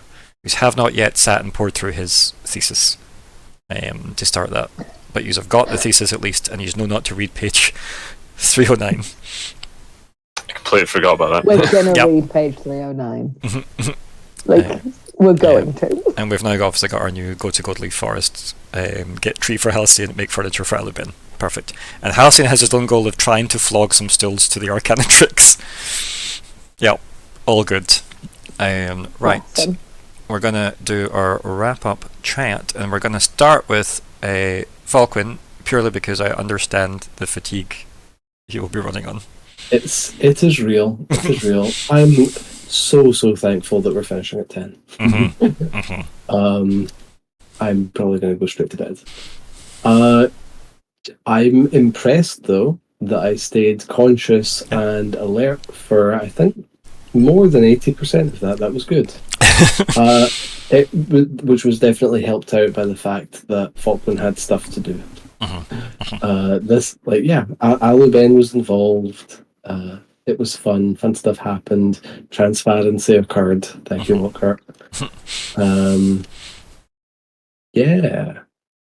I really enjoy the increasing moonness of everything. You know, talking to Moonboy some more, talking about Master Amblin, learning about his monthly cycle. Sounds really wrong to put it that way. I'm sorry. And then the end with the moon changing. Yes, there's some lunar conspiracies going on. I think. Who could have predicted this? I'm looking forward to seeing what happens with that. Yeah, no good. I'm glad. Session itself. It was a fun couple of conversations with Aluben for sure. I enjoyed these. Yes, indeed. Thank you. Ignysera. Oh, the ending. Yeah. It was really fun session. It was took a bit of a backseat. Ignysera usually does anyway, but yeah, you're seeing the Helborn as well. Yeah. A little bit, yeah. But yeah, I really liked seeing all the conversations happen and a bit more kind of just more questions added onto things. I've just got lots of question marks in my my style. So it's good. But yeah, I'm very excited. I enjoyed Myr'ra talking to her mum. Her dad in the background. So really cute. To be fair, I had been given no direction on what her mum was like either. I was like, I actually don't even remember her mum's name, if I even knew it. Yeah. So I'm just going to hope that I never... Yeah, it's mum. Because in my head, then Letitia and Gomez Adept. Yeah, nice. Yep, perfect. Okay, now I'm going to see that. But yeah, it's just lots of questions, lots of notes that I will, I'm sure, not understand. But I've tried to give myself some more detailed notes and then some just fun ones. Yeah, that's good. I won't be confused myself.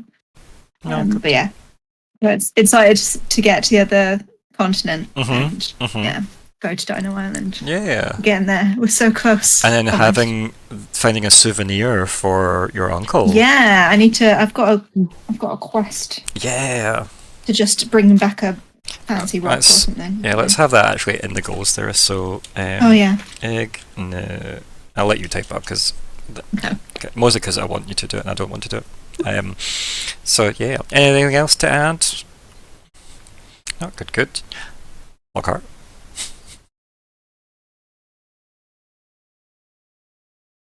Yeah, it was quite the revelations, but also just nice to talk to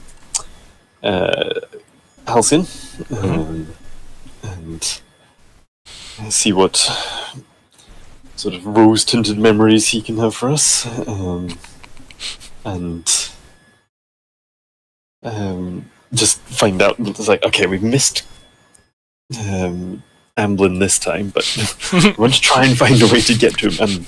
And did we actually check if there was any letters at the Mechanitrix? Why would you do such a useful thing?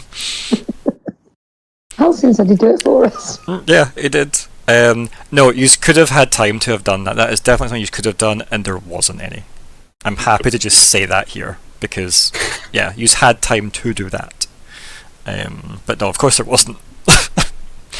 Let's get busy stuff to do.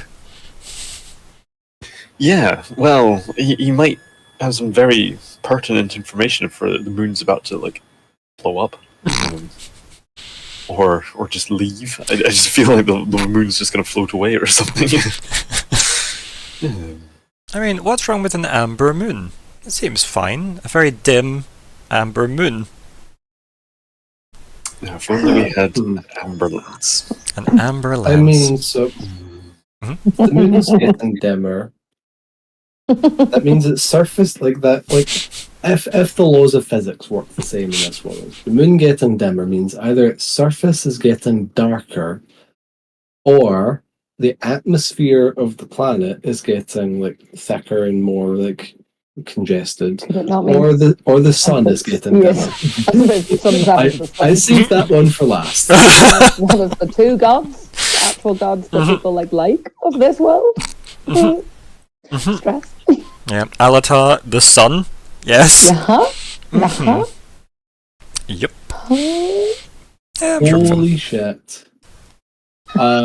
Remember the sun god and remember the moon goddess and how the elves only worship the sun and the humans and so on are the ones who tend to like the moon? Could it be? Could it be? Could it be she? Oh, it's the moon.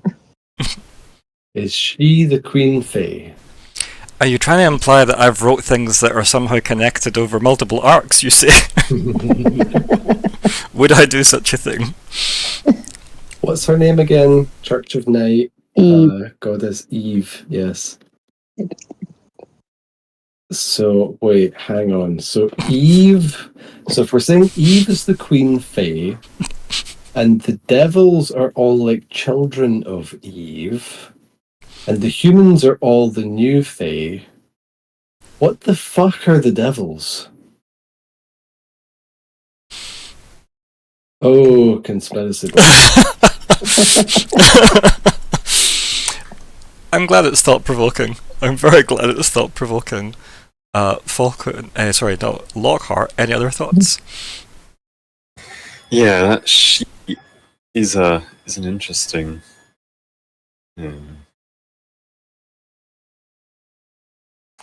Yes. Yes. We'll have to see, because that's where I'm just like, well, Brian L's partner.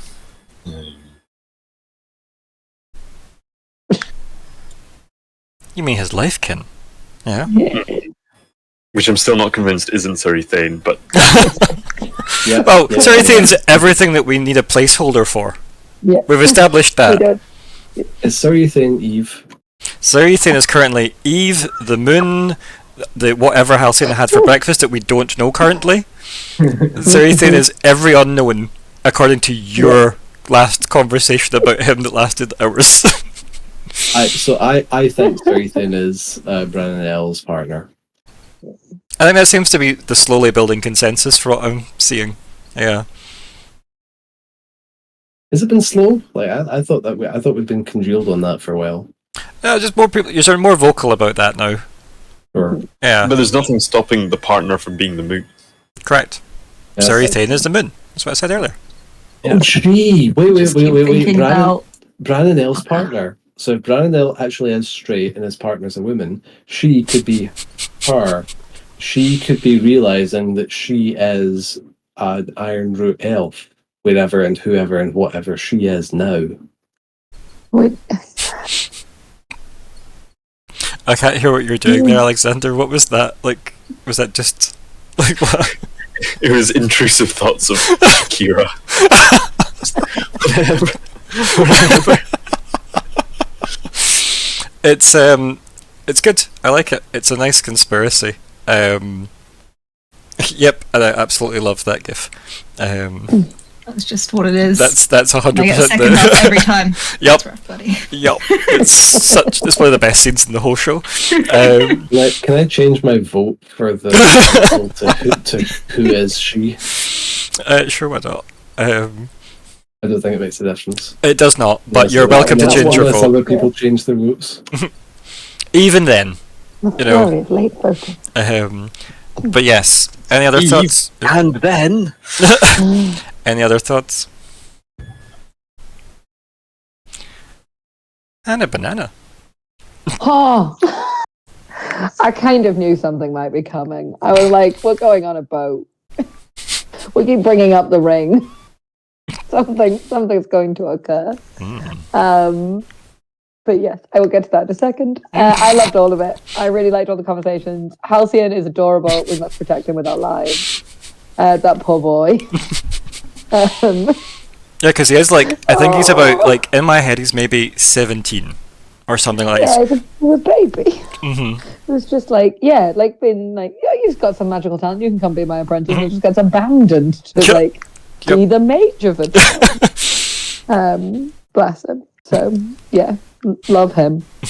I felt that we did quite well, like sticking to the like, we're going to get on the boat. We're going to get on the boat. Yeah, I got you on a boat finally. Yeah. Yeah. Loved the conversation with Mum. I find them very strict. As a player who quite often just goes, I have no family, there's no family, there's nobody, it's fine. I sort of struck out of comfort zone this time. It was just like, no, I've got like, and they're loving and everybody like, and there's a dark family secret, but apart from that, so really enjoyed being like, I'm glad. So, and again, that kind of vibe of like, I think they have been, I haven't necessarily made up like Dad's backstory, but like, Mum was raised in a very like structured household, shall we say?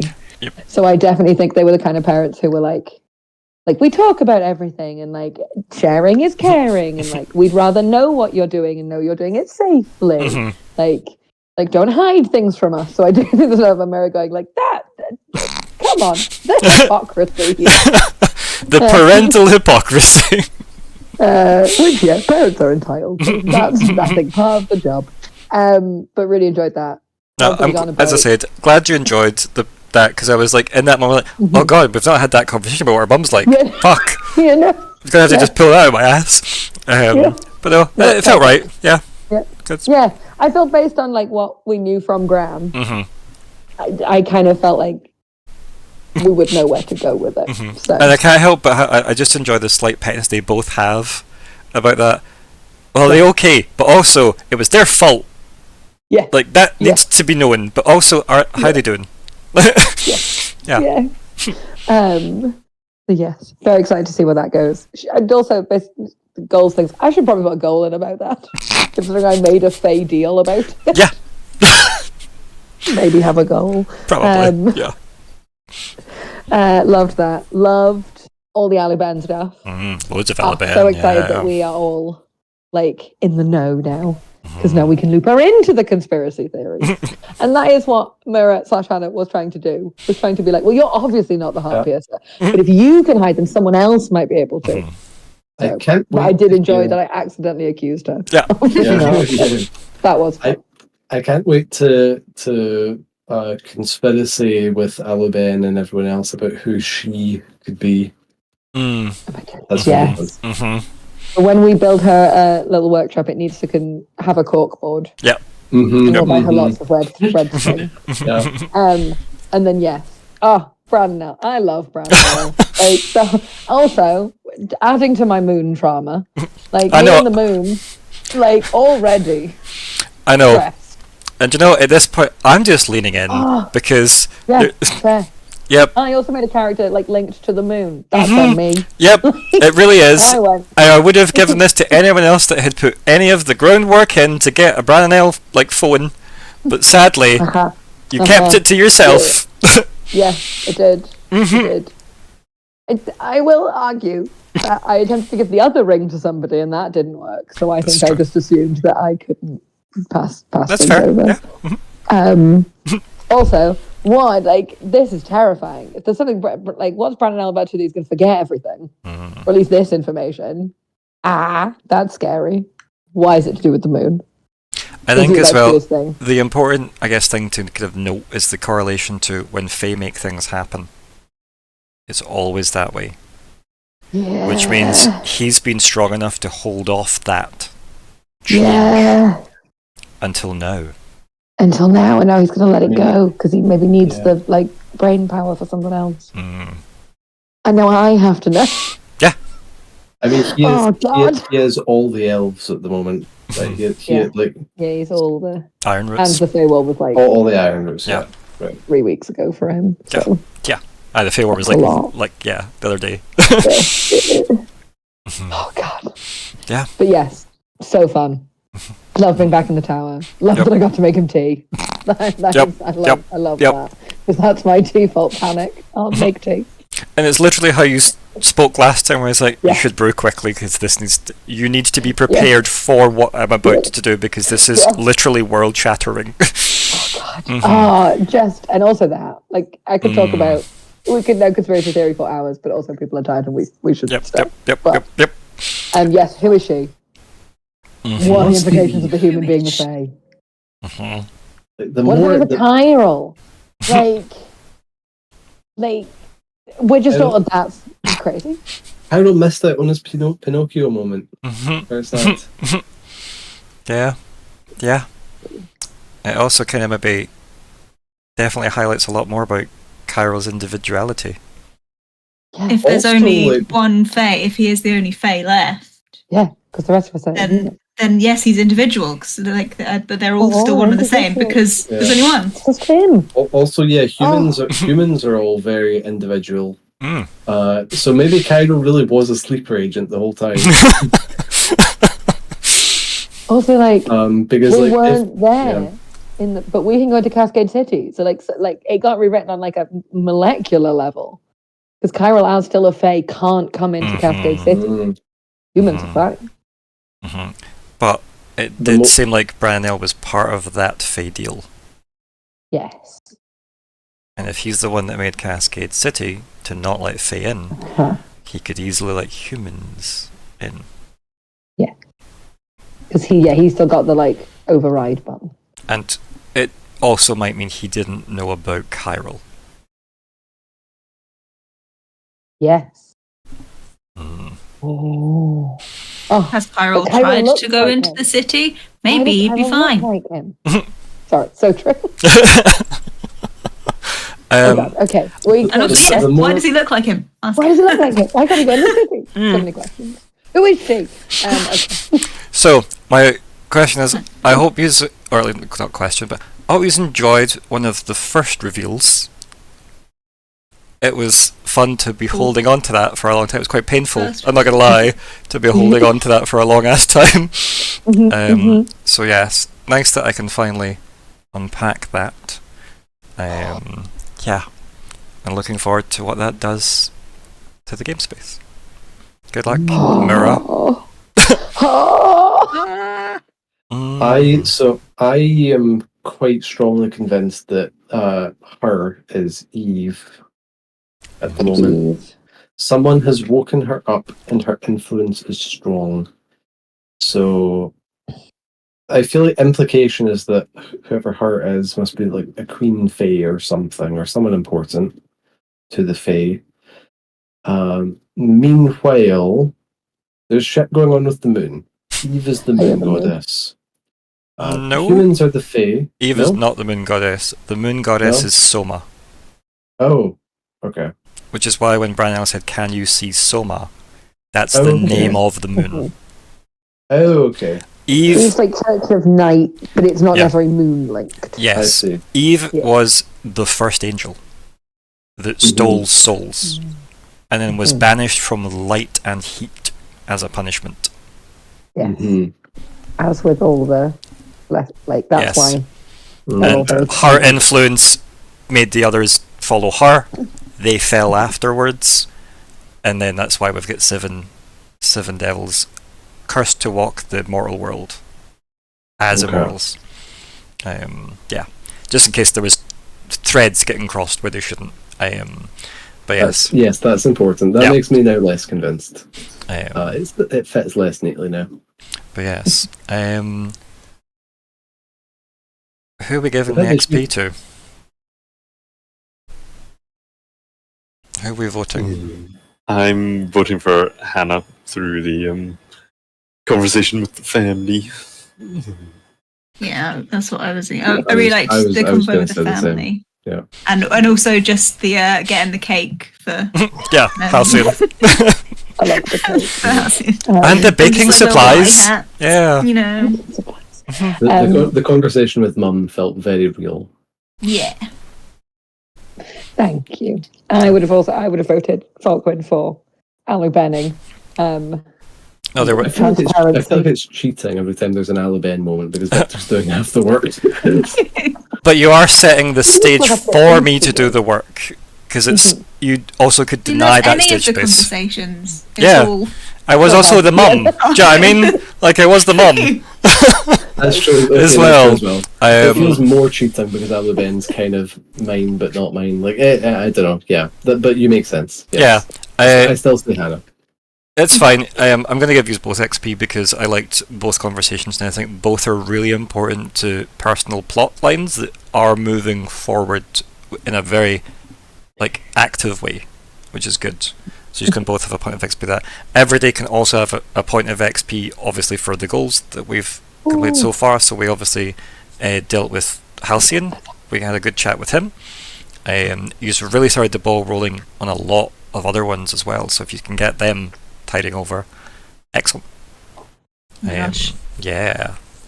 I need to spend my XP. Oh my! Are you at the limit? I have 8 XP, so I can do 2, and that means I can get to tier 4. Awesome! Woo! You're gonna Tier have 4 so tier 3. many new things because you're gonna I have don't know what to the 2 advances. You're gonna have so many from each advance, and then because you hit tier 4, you're gonna have all the tier 4 stuff land as well. It's a lot. Obviously, if you want a hand with that, I'm happy to schedule in some time to go for that. I'll need to have both. Yeah, it's fine. We can go for that. Don't worry. We'll pencil that in. I'm just gonna write in a big note to level up. I'm gonna add for Chris's benefit, Chris, add 1 XP from session 18, and remind me to do that more often when that happens if we're missing someone, so that it's checkpointed somewhere. And I can't wait till you tell Chris what happened. Yeah. Thank you all for playing. Say goodbye, everybody. Bye, everybody. Bye.